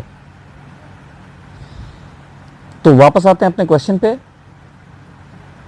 अब आप देखिए सरफेस पे देखो g की जो वैल्यू होती है यानी स्मॉल g यानी एक्सेलरेशन ड्यू टू ग्रेविटी, अगर किसी दूसरे पॉइंट पे ले सरफेस के अलावा तो मैं उसको g' से रिप्रेजेंट करता हूं, और वो सेंटर से जो पार्टिकल का डिस्टेंस होगा पोजीशन का उस पर डिपेंड करेगा। तो g' को हम लिखते हैं g into mass of earth divided by small r², where small r is the distance of the point from the centre of the earth. इस हिसाब से weight at height h divided by weight at surface माने W dash divided by W को हम लिख सकते हैं, M तो कट जाएगा, G dash divide by G, और G डैश बाई G को हम क्या लिख सकते हैं, G डैश की बात करेंगे तो दोनों अपने R के इन्वर्सली प्रोपोर्शनल होंगे। सरफेस पे जो रेडियस होगा उसका स्क्वायर यहाँ आएगा और स्मॉल r स्क्वायर यहाँ आएगा। And what is the meaning of small r square? अब देखिए सरफेस पे आपका वेट कितना दिया हुआ है, 72 न्यूटन, और सेंटर से आपकी डिस्टेंस कितनी दी हुई है बाद वाले केस में, ये दिया हुआ है रेडियस ऑफ अर्थ के आधे हाइट पे, ठीक है।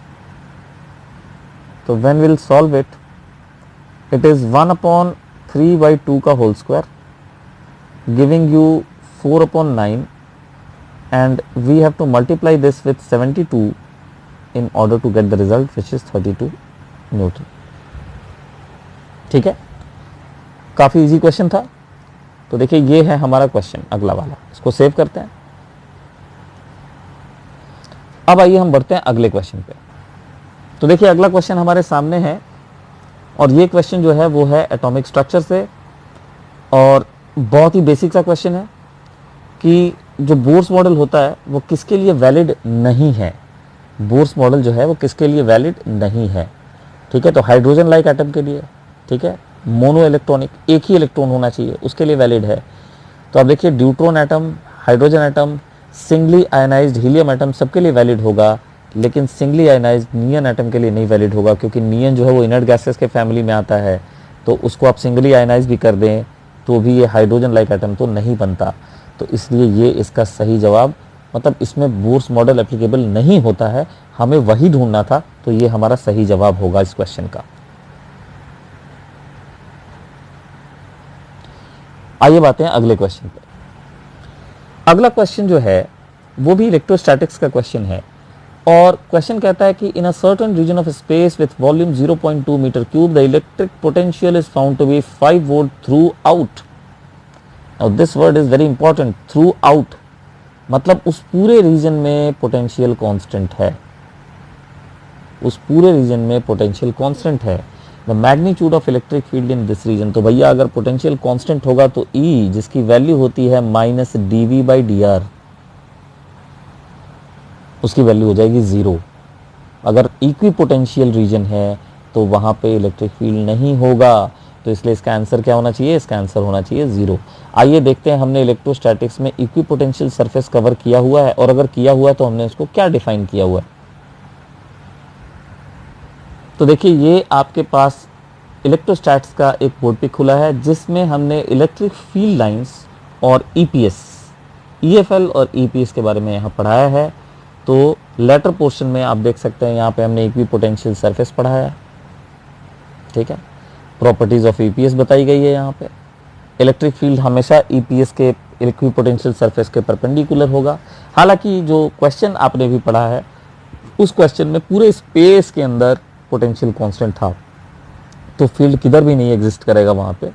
So it is very basic concept. अब देखिए आपके पास अगला क्वेश्चन आता है जो है चैप्टर करंट इलेक्ट्रिसिटी का। क्वेश्चन कहता है charge particle having a drift velocity of 7.5 into 10⁻⁴ metre per second in an electric field of 3 into 10⁻10 volt per meter has a mobility। ये भी एक अनकन्वेंशनल टॉपिक है, सामान्य तौर पे मोबिलिटी भी काफ़ी लोग कवर नहीं करते, ठीक है। आइए देखते हैं कि मोबिलिटी का फॉर्मूला होता क्या है। पहले मैं इसका सॉल्यूशन आपको बताता हूँ, उसके बाद मैं बताऊंगा कि हमने इसको कहाँ तक कवर किया हुआ। तो देखिए मोबिलिटी का जो फॉर्मूला होता है उसको म्यू से दिखलाते हैं, and it is drift velocity acquired per unit electric field. बहुत सिंपल, एकदम फॉर्मूला बेस्ड क्वेश्चन है ये। तो वीडी का वैल्यू हम यहाँ डालेंगे 7.5 into 10⁻⁴, और भाई साहब फील्ड की वैल्यू हो जाएगी 3 into 10⁻10 which is giving us क्या देगा यार 7.5, 2.5 आ जाएगा इंटू 10⁻6। 2.5 into 10⁻6 मेरे ख्याल से ऑप्शन नंबर 4 है क्या, नहीं लगता तो 4 ही है ना। तो फोर्थ ऑप्शन यहाँ कट गया है। तो आइए हम देखते हैं कि वो हमारा सही जवाब है कि नहीं है। सो ये देखिए ये है हमारा फोर्थ ऑप्शन, ठीक है। सो फोर्थ ऑप्शन करेक्ट होगा इस क्वेश्चन का।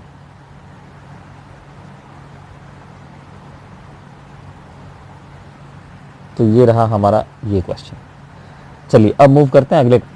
हाँ जी, तो ये रहा अगला क्वेश्चन जो रिलेटेड है laws of motion free body diagram से, और बहुत ही बेसिक सा क्वेश्चन है, ठीक है। तो आपको 4 kg और 6 kg का 2 ब्लॉक लटका हुआ है, स्ट्रिंग पास कर रहा है, पुली फ्रिक्शनलेस है, तो एक्सेलरेशन ऑफ द सिस्टम निकालना है in terms of acceleration due to gravity. तो फ्री बॉडी डायग्राम बना के बिल्कुल बेसिक तरीके से हम इसको निकाल सकते हैं। तो आइए इसको ज़रा हम सॉल्व करते हैं, उसके बाद हम देखेंगे कि हमने, अब ऑब्वियसली बोर्ड पिक्स में इस टाइप के क्वेश्चन तो कवर होंगे, ये तो कोई नहीं छोड़ेगा, तो बहुत ही बेसिक टाइप के क्वेश्चन है, तो ये तो सब लोगों ने कवर किए होंगे। चलिए एफबीडी में सबसे पहले हम इसका वेट बनाते हैं और इसका भी वेट बनाते हैं। तो 4G और 6G दोनों का वेट हो गया, टेंशन आइडेंटिकल होगा दोनों रस्सियों में। 6 kg वाला नीचे जाएगा ये एक्सेलरेशन से, 4 kg वाला ऊपर जाएगा ये एक्सेलरेशन से। दोनों के एफबीडी की इक्वेशन लिखेंगे हम। एफबीडी की इक्वेशन क्या हो जाएगी हमारी, बताइए। ये हो जाएगी, अगर 6 kg के लिए लिखे तो 6G - T equal to 6A, ये है इक्वेशन नंबर 1। और दूसरे वाले के लिए हमेशा याद रखिए एक्सेलरेशन के डायरेक्शन का फोर्स पहले लिखते हैं, तो T - 4G is equal to 4A। इन दोनों इक्वेशन को हम एडअप करते हैं क्योंकि हमें टेंशन नहीं चाहिए, हमें एक्सेलरेशन चाहिए। तो लेफ्ट हैंड साइड में 2G आएगा, राइट हैंड साइड में आ जाएगा 10A, ठीक है। सही है, 6G - 4G is 2G and 10A, correct. तो इससे हमारे A की वैल्यू कितनी आ जाएगी बताइए, G/5 आ जाएगी, ठीक है। तो देखिए ये है हमारा करेक्ट आंसर, G/5 आंसर होना चाहिए इसका। तो आइए देखते हैं ऑप्शन में ये है। हाँ जी, तो देखिए फोर्थ ऑप्शन है फर्स्ट ऑप्शन है, आई एम सॉरी, जहाँ G/5 हमने जो आंसर निकाला वो है इस क्वेश्चन का करेक्ट आंसर। ये देखते हैं लॉज ऑफ मोशन के बोर्ड पिक में हमने क्या कवर किया हुआ है, क्या ये प्रॉब्लम वो जो हमारा नोट्स है उसके दायरे में है कि नहीं है। आपके सामने NLM यानी न्यूटन्स लॉज ऑफ मोशन के फ्री बॉडी डायग्राम से रिलेटेड बोर्ड पिक का एक हिस्सा है। हमने केवल पुली से हैंग्ड मास ही नहीं कराया, हमने वेज के ऊपर इंक्लाइंड पोजीशन पे अगर 2 मासेस हो उसमें भी एक्सप्रेशन निकलवाया, और हमने बच्चों को समझाया कि भाई देखो अगर इसको पुली से लटका देंगे और दोनों हवा में लटक रहे हैं तो अल्फा और बीटा, ये जो 2 एंगल हमने लिए इनको आप 90 डिग्री पुट कर सकते हैं, या फिर इसी बेसिस पर आप उसका एफबीडी बना सकते हैं। वो एग्जैक्ट क्वेश्चन भी हमने कराया हुआ, वो क्वेश्चन हमारे मॉड्यूल के अंदर है वो क्वेश्चन, ठीक है। तो हम उस मॉड्यूल को भी फॉलो कर सकते हैं, वो भी मैं आपको दिखा सकता हूँ। मॉड्यूल के अंदर same to same question available है। तो देखिए ये सब हमने एफबीडी में करा के रखा हुआ क्वेश्चन, और इससे ज़्यादा भी आप जो डबल चेन सिस्टम है उनको भी हमने कर रखा है अपने एफबीडी के टॉपिक में। ये देखिए हमारे मॉड्यूल का एक पेज मैं आपको दिखा रहा हूँ, and look here, exactly same question. वहाँ 4 और 6 से रिलेटेड था और यहाँ 3 और 5 से रिलेटेड है, ठीक है। क्वेश्चन में मासेस 3 और 5 दिए हुए हैं, एग्जैक्टली सेम क्वेश्चन, ठीक है। तो ये तो खैर काफ़ी कॉमन क्वेश्चन है, ऐसा कोई मॉड्यूल नहीं होगा, कोई किताब नहीं होगी जिसमें क्वेश्चन नहीं होगा।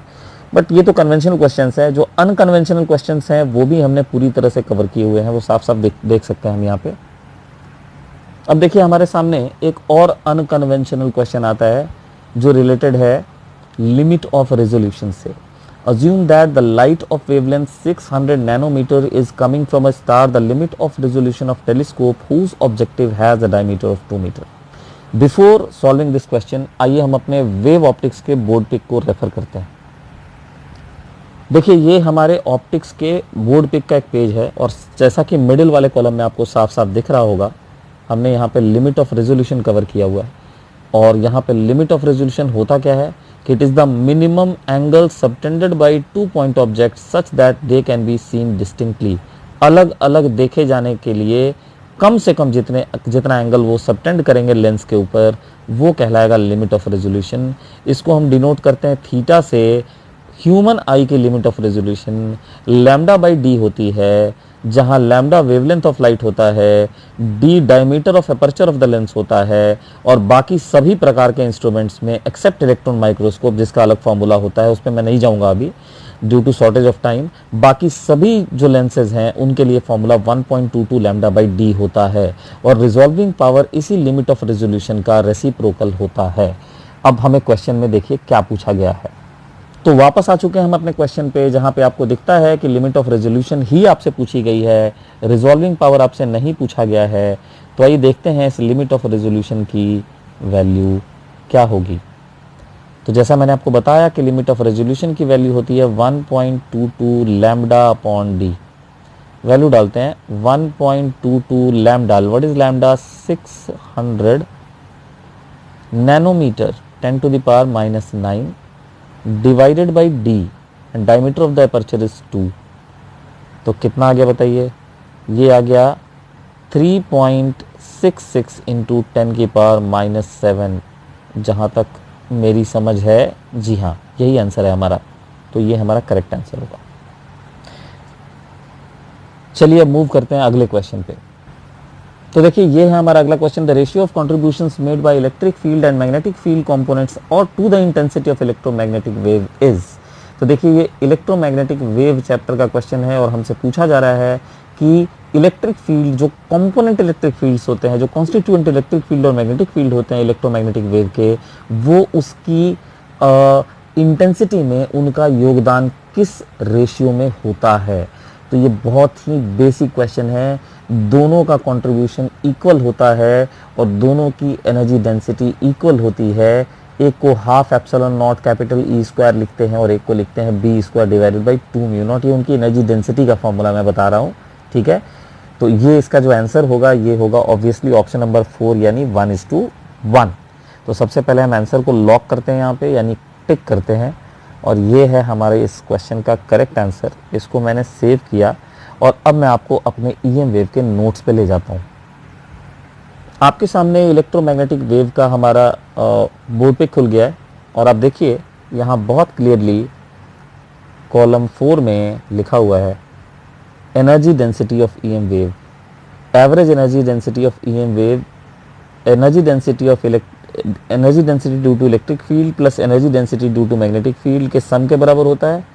और नीचे साफ साफ लिखा हुआ है कि इन दोनों का कंट्रीब्यूशन यूई और यूबी का कंट्रीब्यूशन बराबर होता है।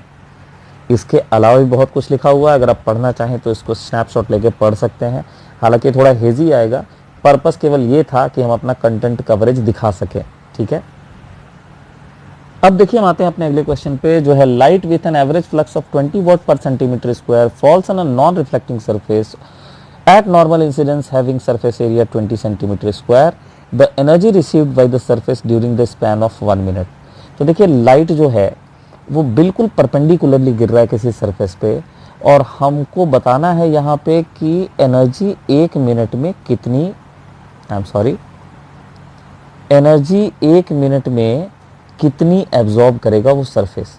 तो देखिए इसके लिए आपको कुछ नहीं जानना, आपको बस इंटेंसिटी का बेसिक मीनिंग जानना है। What is the meaning of intensity? It is energy received per unit area per unit time. Simple, intensity is given to you, energy आपको निकालनी है, एरिया आपको दिया हुआ है, टाइम आपको दिया हुआ है, नॉर्मल इंसिडेंस है तो कॉस थीटा कहीं मल्टीप्लाई करने का है नहीं। तो यहाँ पे जो हमारा ई होगा, अगर मान लीजिए एंगल पे गिरता तो यहाँ पे ऑब्वियसली जो हमारी इंटेंसिटी होती that will be I multiplied by, then वहाँ पे cos square Lambert's cosine law लगता, कॉस स्क्वायर थीटा मल्टीप्लाई होता, वो भी मैं दिखाऊंगा। हम फोटोमेट्री भी पढ़ाते हैं, उसमें वो फॉर्मूला हमने लिखा हुआ है, बट उस पर करने की जरूरत ही नहीं है बिकॉज ये सिंपल इंटेंसिटी से रिलेटेड क्वेश्चन है।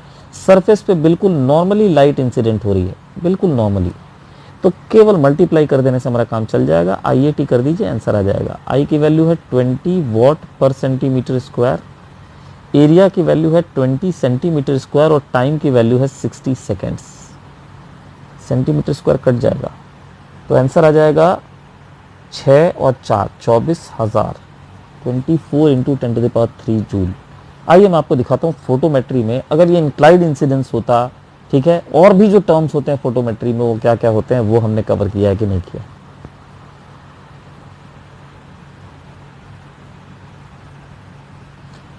देखिए बच्चों आपके सामने फोटोमेट्री का नोट्स खुला है, बहुत संक्षेप में फोटोमेट्री की जो सारी चीज़ें, कोई बहुत ज़्यादा इंपॉर्टेंट टॉपिक नहीं है। तो radiant flux, luminous efficiency, luminous intensity, Lambert's cosine law, सारे के सारे हमने डेवलप किए हुए हैं और एक फॉर्मूला, एक क्वेश्चन भी कराया हुआ है इस पे, जो जिस क्वेश्चन से पूरा अच्छे से कवरेज हो जाए।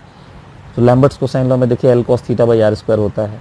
तो कॉस थीटा टर्म तब मल्टीप्लाई होता अगर वो इंक्लाइंड वे में गिरता, नॉर्मल के साथ अगर थीटा एंगल बनाता तो देखिए ये क्वेश्चन हमने अभी कवर किया था और वीडियो काफ़ी लंबा हो गया बिकॉज हम पूरा पेपर ले रहे हैं एक बार में। तो चलिए हम आगे बढ़ते हैं और अब हम अगले क्वेश्चन पे बढ़ते हैं, देखते हैं अगला क्वेश्चन क्या आया हुआ है। कंप्लीट तो आज हम इसको करेंगे। ओके, तो अगला क्वेश्चन जो है वो है मैग्नेटिज्म एंड मैटर से। अगेन अनकन्वेंशनल चैप्टर भी है, अनकन्वेंशनल टॉपिक भी है। मैग्नेटिक मटेरियल भी काफ़ी कम लोग पढ़ाते हैं और उसमें भी ससेप्टिबिलिटी, मैग्नेटाइजिंग फील्ड एक्सेट्रा मैंने देखा है काफ़ी जगह पे तो इस चैप्टर को छोड़ दिया जाता है बिल्कुल। तो क्वेश्चन देखिए और फिर मैं आपको दिखाऊंगा ये क्वेश्चन हमने कवर किया कि नहीं। An iron rod of susceptibility 599 is subjected to a magnetising field of 1200 ampere per metre. The permeability of the material of the rod is. ये क्वेश्चन में मैग्नेटाइजिंग फील्ड की तो कोई ज़रूरत है ही नहीं।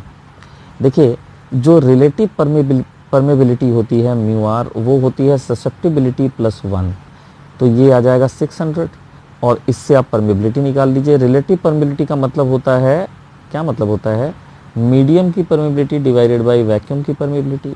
तो इसलिए मीडियम की परमेबिलिटी का फॉर्मूला जो आ जाएगा वो आ जाएगा mu naught multiplied by mu r.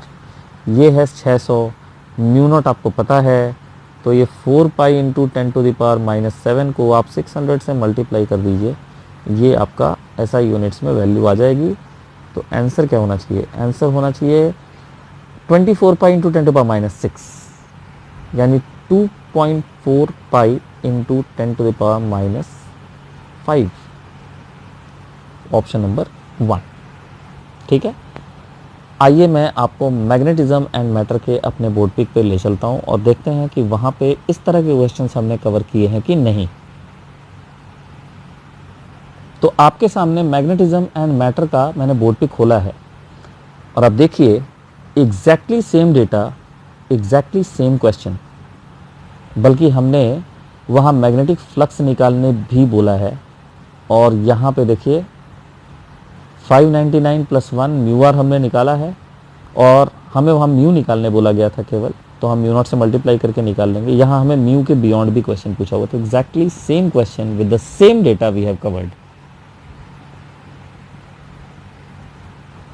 अब देखिए हमारे पास अगला क्वेश्चन है, क्वेश्चन नंबर 123।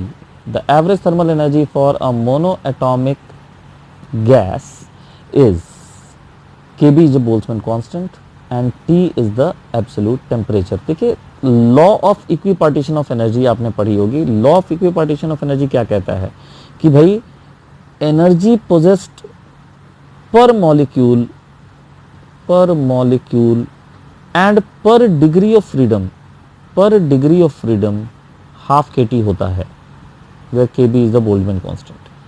अभी भाई साहब मोनो एटॉमिक एटम का डिग्रीज ऑफ फ्रीडम का जो नंबर होता है वो होता है 3 ट्रांसलेशनल डिग्रीज ऑफ फ्रीडम वहाँ होते हैं, तो उसको मल्टीप्लाई करने का तो एनर्जी, एवरेज एनर्जी पर मॉलिक्यूल 3/2 kT हो जाएगी। तो इसका आंसर होना चाहिए option number 4।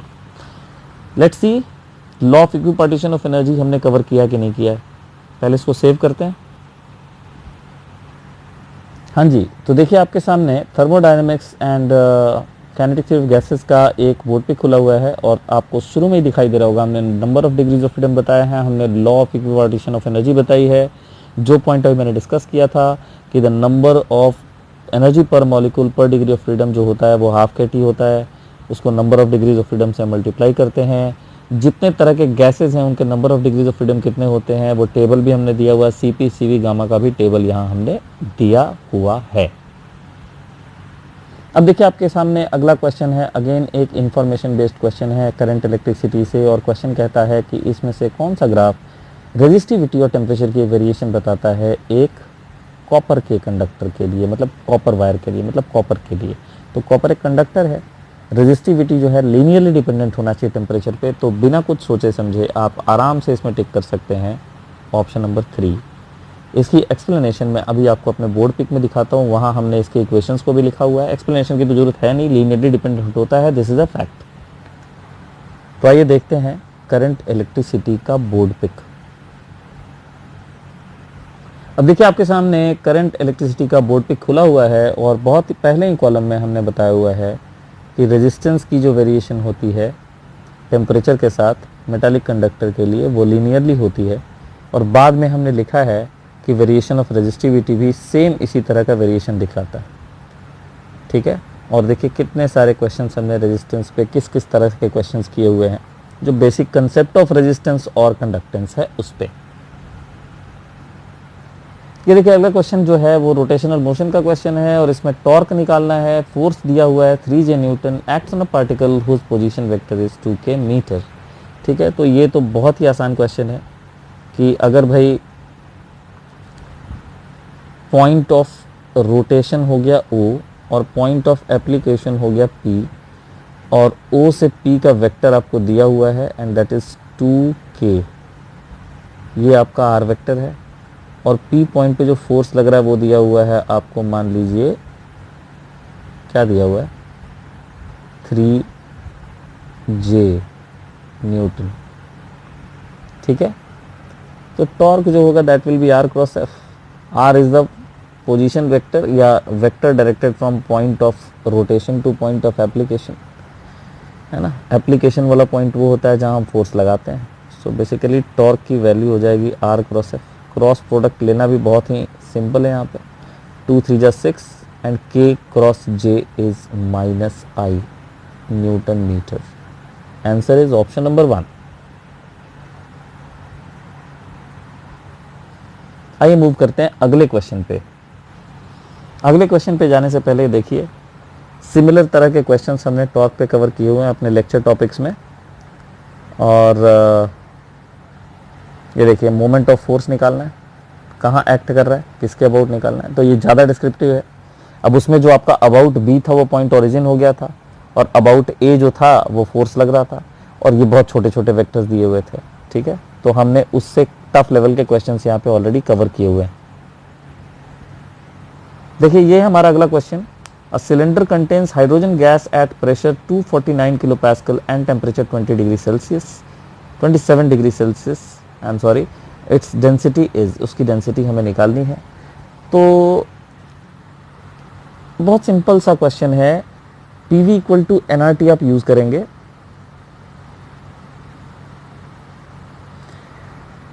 P by RT आप यहां कर दीजिए।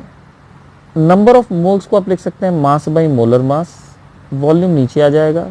मास बाई वॉल्यूम को आप लिख सकते हो डेंसिटी, तो ऑब्वियसली ये डेंसिटी बाई मोलर मास हो गया, तो डेंसिटी का फॉर्मूला हो जाएगा P into m0 divided by R into T। Pressure की वैल्यू है 249 kilo pascal 10⁻3। Molar mass hydrogen gas का होता है 2 ग्राम, केजी में बदलेंगे। R की वैल्यू होती है 8.3 और तापमान है 300 केल्विन। तो इससे हम डेंसिटी निकालेंगे ऐसा यूनिट्स में, तो कुछ कटा, आइए देखते हैं।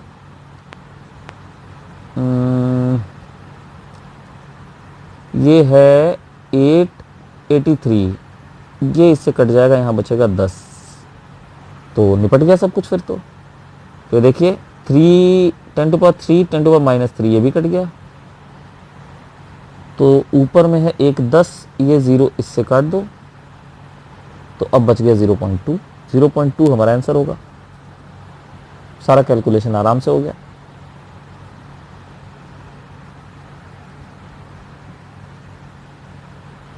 देखिए एक बार फिर से हमने अपने काइनेटिक थ्योरी ऑफ गैसेस का बोर्ड पे खोला है, और अभी जो क्वेश्चन हमने सॉल्व किया था उसका हम फॉर्मूला देखें, हमने डिस्कस किया है कि नहीं, तो आप देखिए,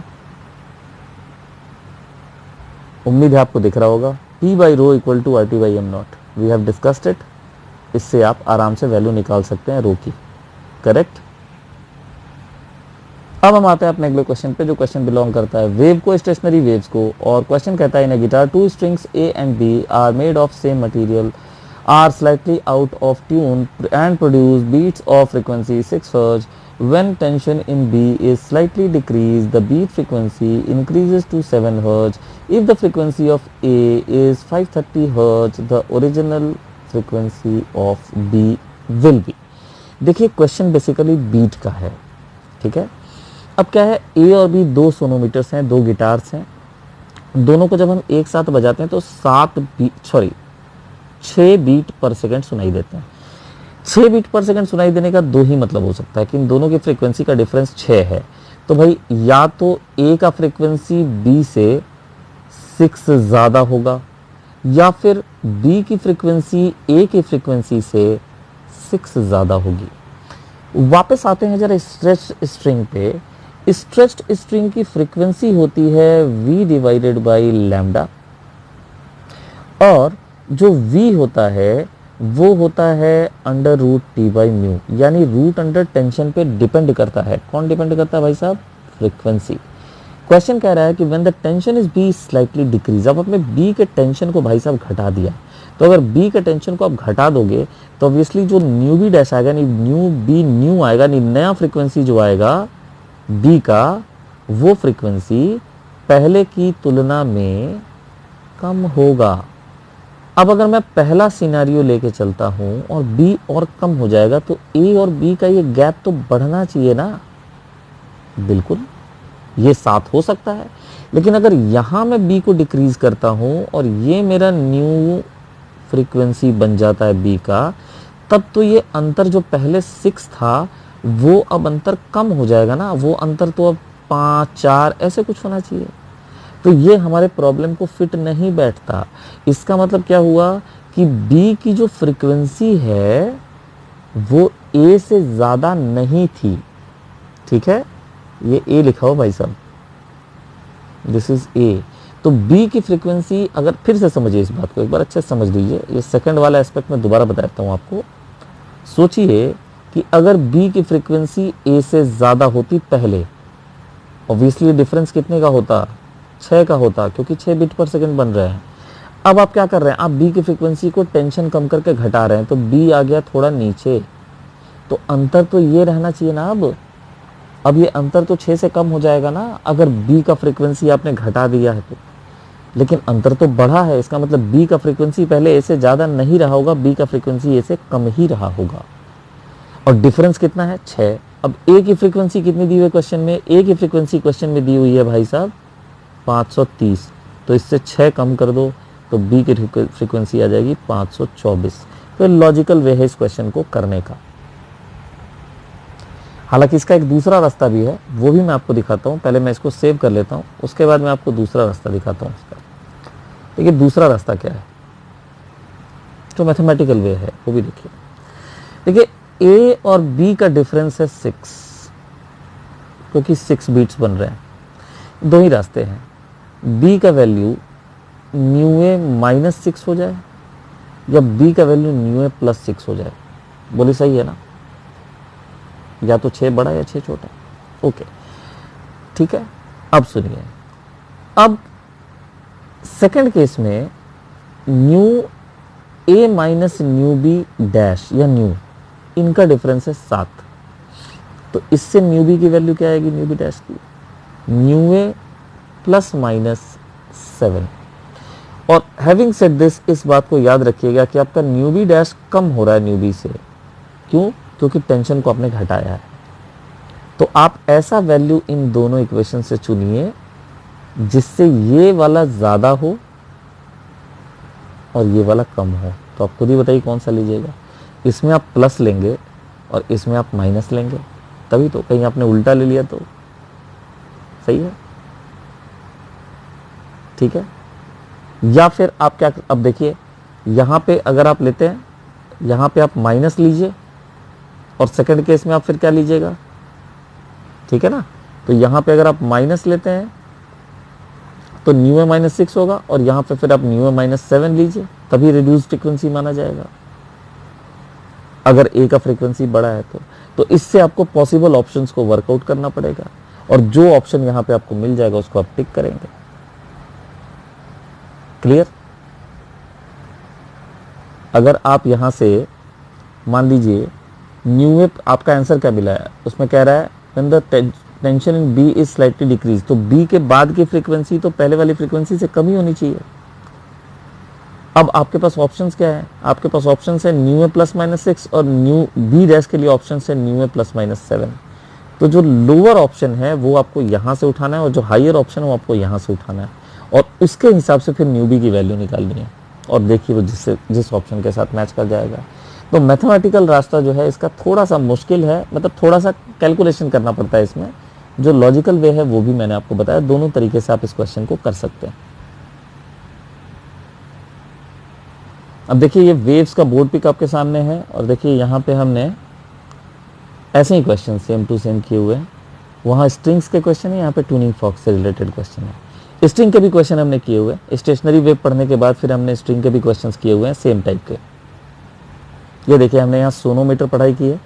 सोनोमीटर में वो जो हमारा फ्रीक्वेंसी का फॉर्मूला आ रहा था √T पे डिपेंडेंट, वो हमने डेराइव किया हुआ है और उसके बाद बिल्कुल आइडेंटिकल क्वेश्चन जैसे पेपर में था उसी तरह के क्वेश्चन हमने फिर बीट्स और सोनोमीटर को मिला के करवाया हुआ है। अब हमारे सामने देखिए अगला क्वेश्चन है जो कि बहुत सिंपल सा क्वेश्चन है, सेंटर ऑफ मास टॉपिक का। क्वेश्चन कहता है 2 particles of mass 5 kg and 10 kg respectively are attached to 2 ends of a rigid rod of length 1 meter with negligible mass. The center of mass of the system from 5 kg particle is nearly at a distance of, कुछ नहीं करना है इसमें।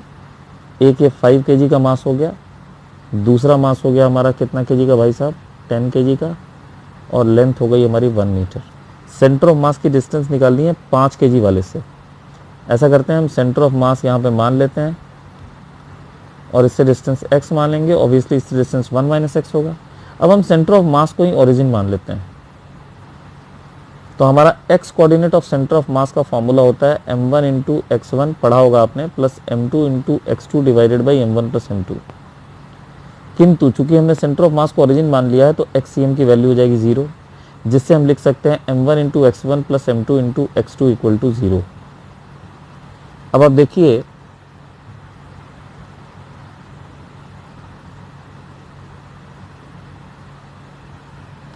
जो हमारा m1 है वो है 5, उसका जो x कोऑर्डिनेट है चूंकि ओरिजिन के लेफ्ट में है तो उसको लिखेंगे -x। जो हमारा m2 है वो है 10, उसका कोऑर्डिनेट होगा 1 - x = 0 करेंगे तो 10 यहाँ रहेगा, 15x वहाँ चला जाएगा, x की वैल्यू 2/3 मीटर हो जाएगी, जिसको मैं लगभग 67 सेंटीमीटर लिख सकता हूँ। ये है हमारा आंसर। अगेन देखिए आपके पास सेंटर ऑफ मास का बोर्ड पिक खोला है मैंने, exactly same question m1 m2 के टर्म्स में कराया हुआ है सेंटर ऑफ मास में, है ना। xcm की डिस्टेंस निकाली है हमने दोनों पार्टिकल, मतलब एक पार्टिकल से xcm की डिस्टेंस, बल्कि दोनों पार्टिकल से निकाली हमने यहाँ पे, ठीक है। अगला क्वेश्चन है इलास्टिसिटी का। Wire of length L, area of cross section A is hanging from fix support, the length of the wire is changes to L1। ये पहले का लेंथ जो है वो L दिया हुआ, बाद का लेंथ L1 दिया हुआ है। When mass capital M is suspended from its free end, the expression of Young's modulus. तो देखिए क्वेश्चन इलास्टिसिटी का है। इलास्टिसिटी में जो स्ट्रेस का फॉर्मूला होता है, लॉन्गिट्यूडनल स्ट्रेस का, वो फॉर्मूला होता है restoring force per unit area of cross section, Young's modulus, change in length by original length, जिसको हम कहते हैं स्ट्रेन। एफ की वैल्यू हो जाएगी कैपिटल एम जी के बराबर, area of cross section A दिया हुआ है, यंग्स मॉड्यूलस हमें पता नहीं है। डेल्टा एल को हम लिख सकते हैं बाद का लेंथ माइनस पहले का लेंथ डिवाइडेड बाई पहले का लेंथ। वाई का वैल्यू आएगा M G L A Y L1 - L। तो हमारा आंसर है ऑप्शन नंबर 2 करेक्ट।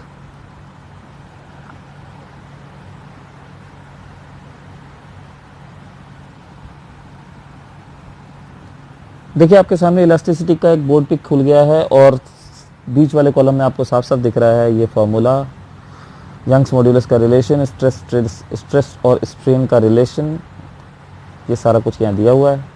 यही नहीं, इस पर काफ़ी सारे क्वेश्चन भी कराए गए हैं। यहाँ कुछ क्वेश्चन दिख रहे होंगे, कुछ क्वेश्चन अगले पेजेस में है जिनकी ज़रूरत नहीं। यहाँ पे हम केवल बेसिक थ्योरी डिस्कस कर रहे हैं और देख रहे हैं कि वो हमारे कंटेंट में है कि नहीं। देखिए अगला क्वेश्चन आपके सामने फिर से है, the energy required to break 1 bond of DNA is 10 to the minus 20 joule, the value in electron volt is nearly। देखिए 1 जूल जो होता है उसको इलेक्ट्रॉन वोल्ट में अगर आपको कन्वर्ट करना है तो मैं आपको बताऊं कि 1 इलेक्ट्रॉन वोल्ट की जो वैल्यू होती है वो होती है 1.6 into 10 to the power minus 19 joule. ठीक है, तो 10 to the power minus 20 joule को अगर इलेक्ट्रॉन वोल्ट में कन्वर्ट करना है तो क्या करेंगे बताइए। 1 इलेक्ट्रॉन वोल्ट इक्वल टू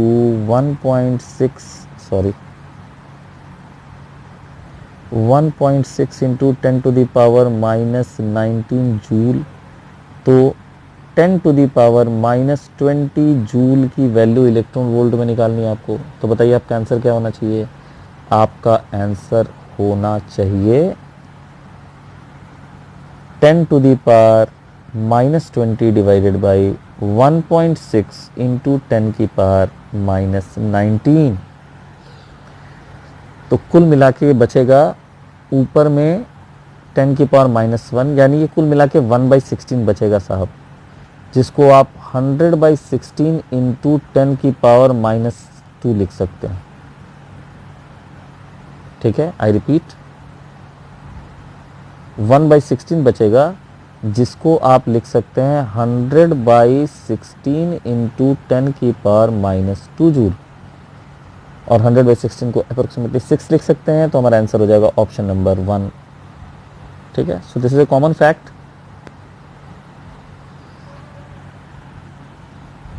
ये देखिए, ये हमारा अगला question. 2 cylinders A and B of equal capacity are connected to each other via a stopcock. A contains an ideal gas at standard temperature and pressure. B is completely evacuated. The entire system thermally insulated. Entire system is thermally insulated. The stopcock is suddenly opened. The process is।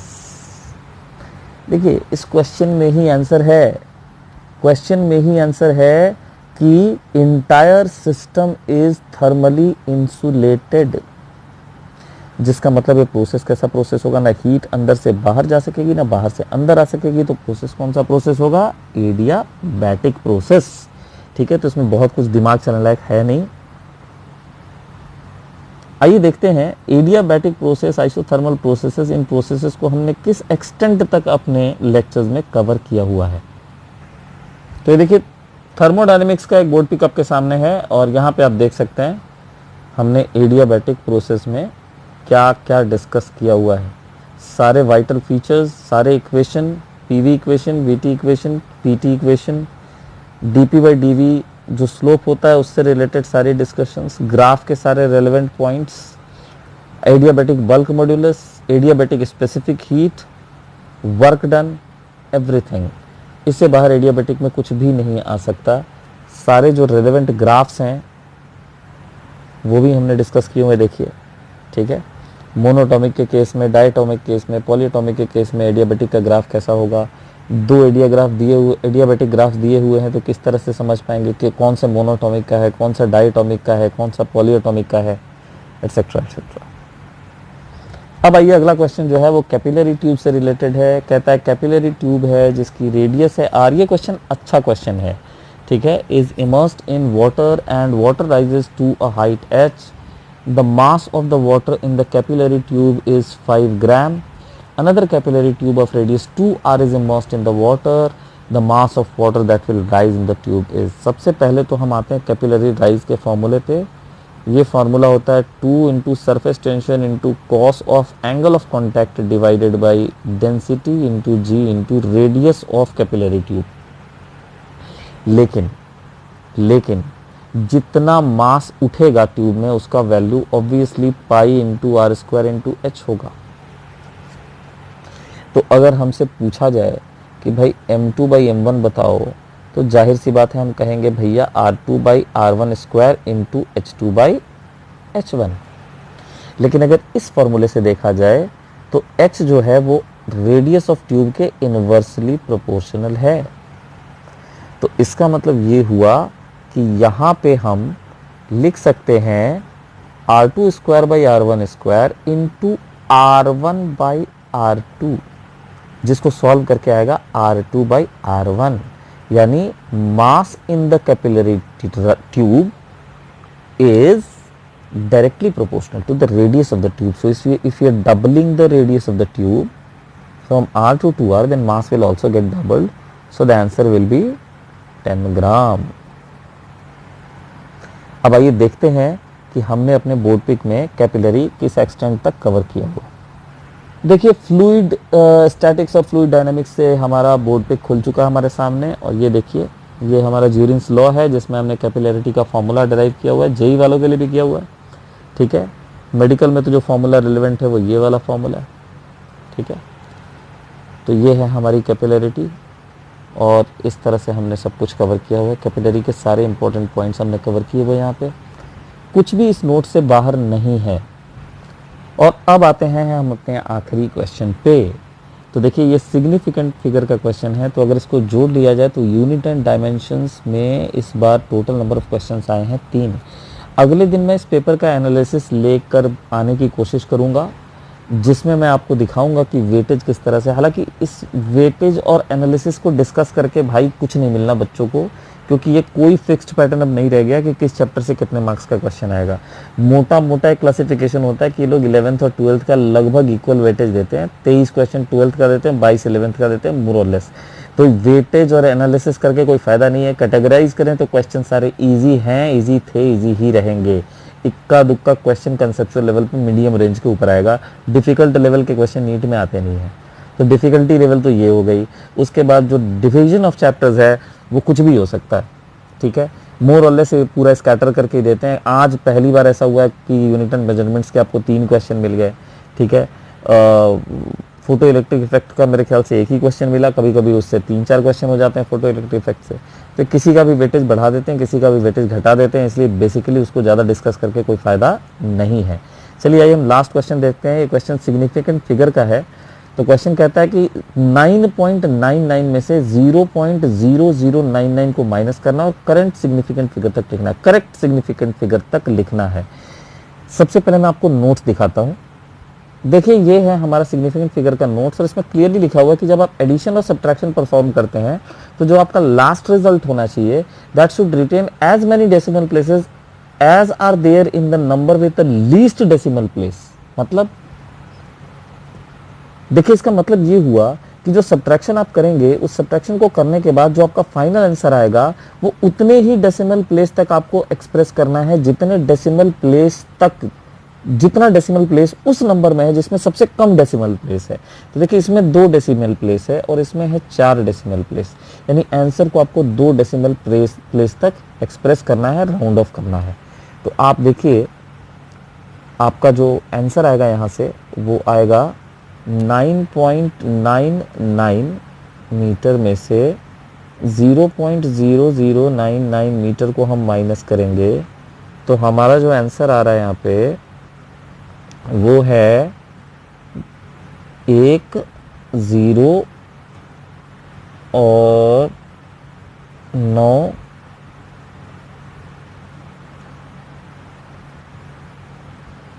यहाँ भी 0 है ना, sorry. तो ये गड़बड़ हो गया. हाँ अब फिर से माइनस करते हैं हम. तो 9 ठीक है, ये 1 हो जाएगा, फिर वहाँ बचेगा 9 - 9 0, 9 यहाँ पे हो जाएगा 9, यहाँ हो जाएगा 8 और यहाँ हो जाएगा 9 और यहाँ हो जाएगा 9.98 तक आपको रोक देना है. तो आपका करेक्ट आंसर है ऑप्शन नंबर 4.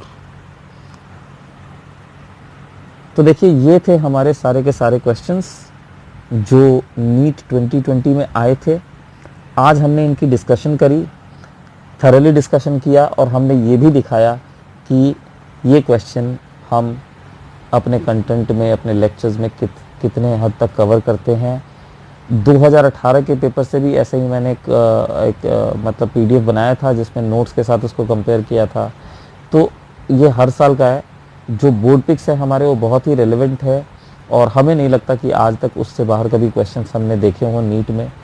तो अगर आपको मेडिकल की प्रिपरेशन करनी है, नीट की प्रिपरेशन करनी है, आप एस्पिरेंट हैं नीट के, तो हमारे साथ जुड़ें और हमारे डेमो क्लासेस को अवेल करें और आप देखेंगे कि जो हमारा लेवल है फिज़िक्स का वो आपको बहुत स्मूथली नीट के पेपर को आराम से सॉल्व करने में मदद करेगा.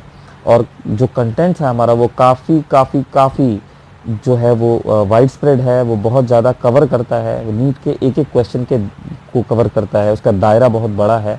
तो अगर आपको लगता है कि आपको प्रिपरेशन करनी है तो आप एक बार डेमो क्लासेस करके देख सकते हैं। नंबर स्क्रीन पे फ्लैश हो रहा है, आप कॉल कर सकते हैं, कॉल करके क्लासेस के बारे में पता कर सकते हैं। आज हम इतना ही करेंगे, आज बहुत बड़ा सेशन हो गया हमारा। अगले दिन फिर हम किसी वीडियो के साथ दोबारा मिलेंगे। और अब मैं इस कोशिश में हूँ कि मैं एक एक करके जो टॉपिक वाइज लेक्चर्स होता है उन पे मैं आऊँ। तो एक क्लास में मैं कोशिश करूँगा मैं 11th का कोई लेक्चर लेके आऊँ, और एक क्लास में 12th का मैं कोई लेक्चर लेके आऊँगा, जिससे कि 11th और 12th दोनों के स्टूडेंट्स को बेनिफिट हो। तो hopefully I will start with vectors in 11th, क्योंकि मैथमेटिकल टूल्स ज़रूरी है। और 12th में I will be starting with electricity, ठीक है, इलेक्ट्रोस्टैटिक्स ऑब्वियसली। तो देखते हैं कि वीडियो कब बनता है, जब भी फुर्सत होगी तो वीडियो तैयार करके मैं इसको पोस्ट करूँगा। आज के लिए इतना ही, take care, thank you so much for watching.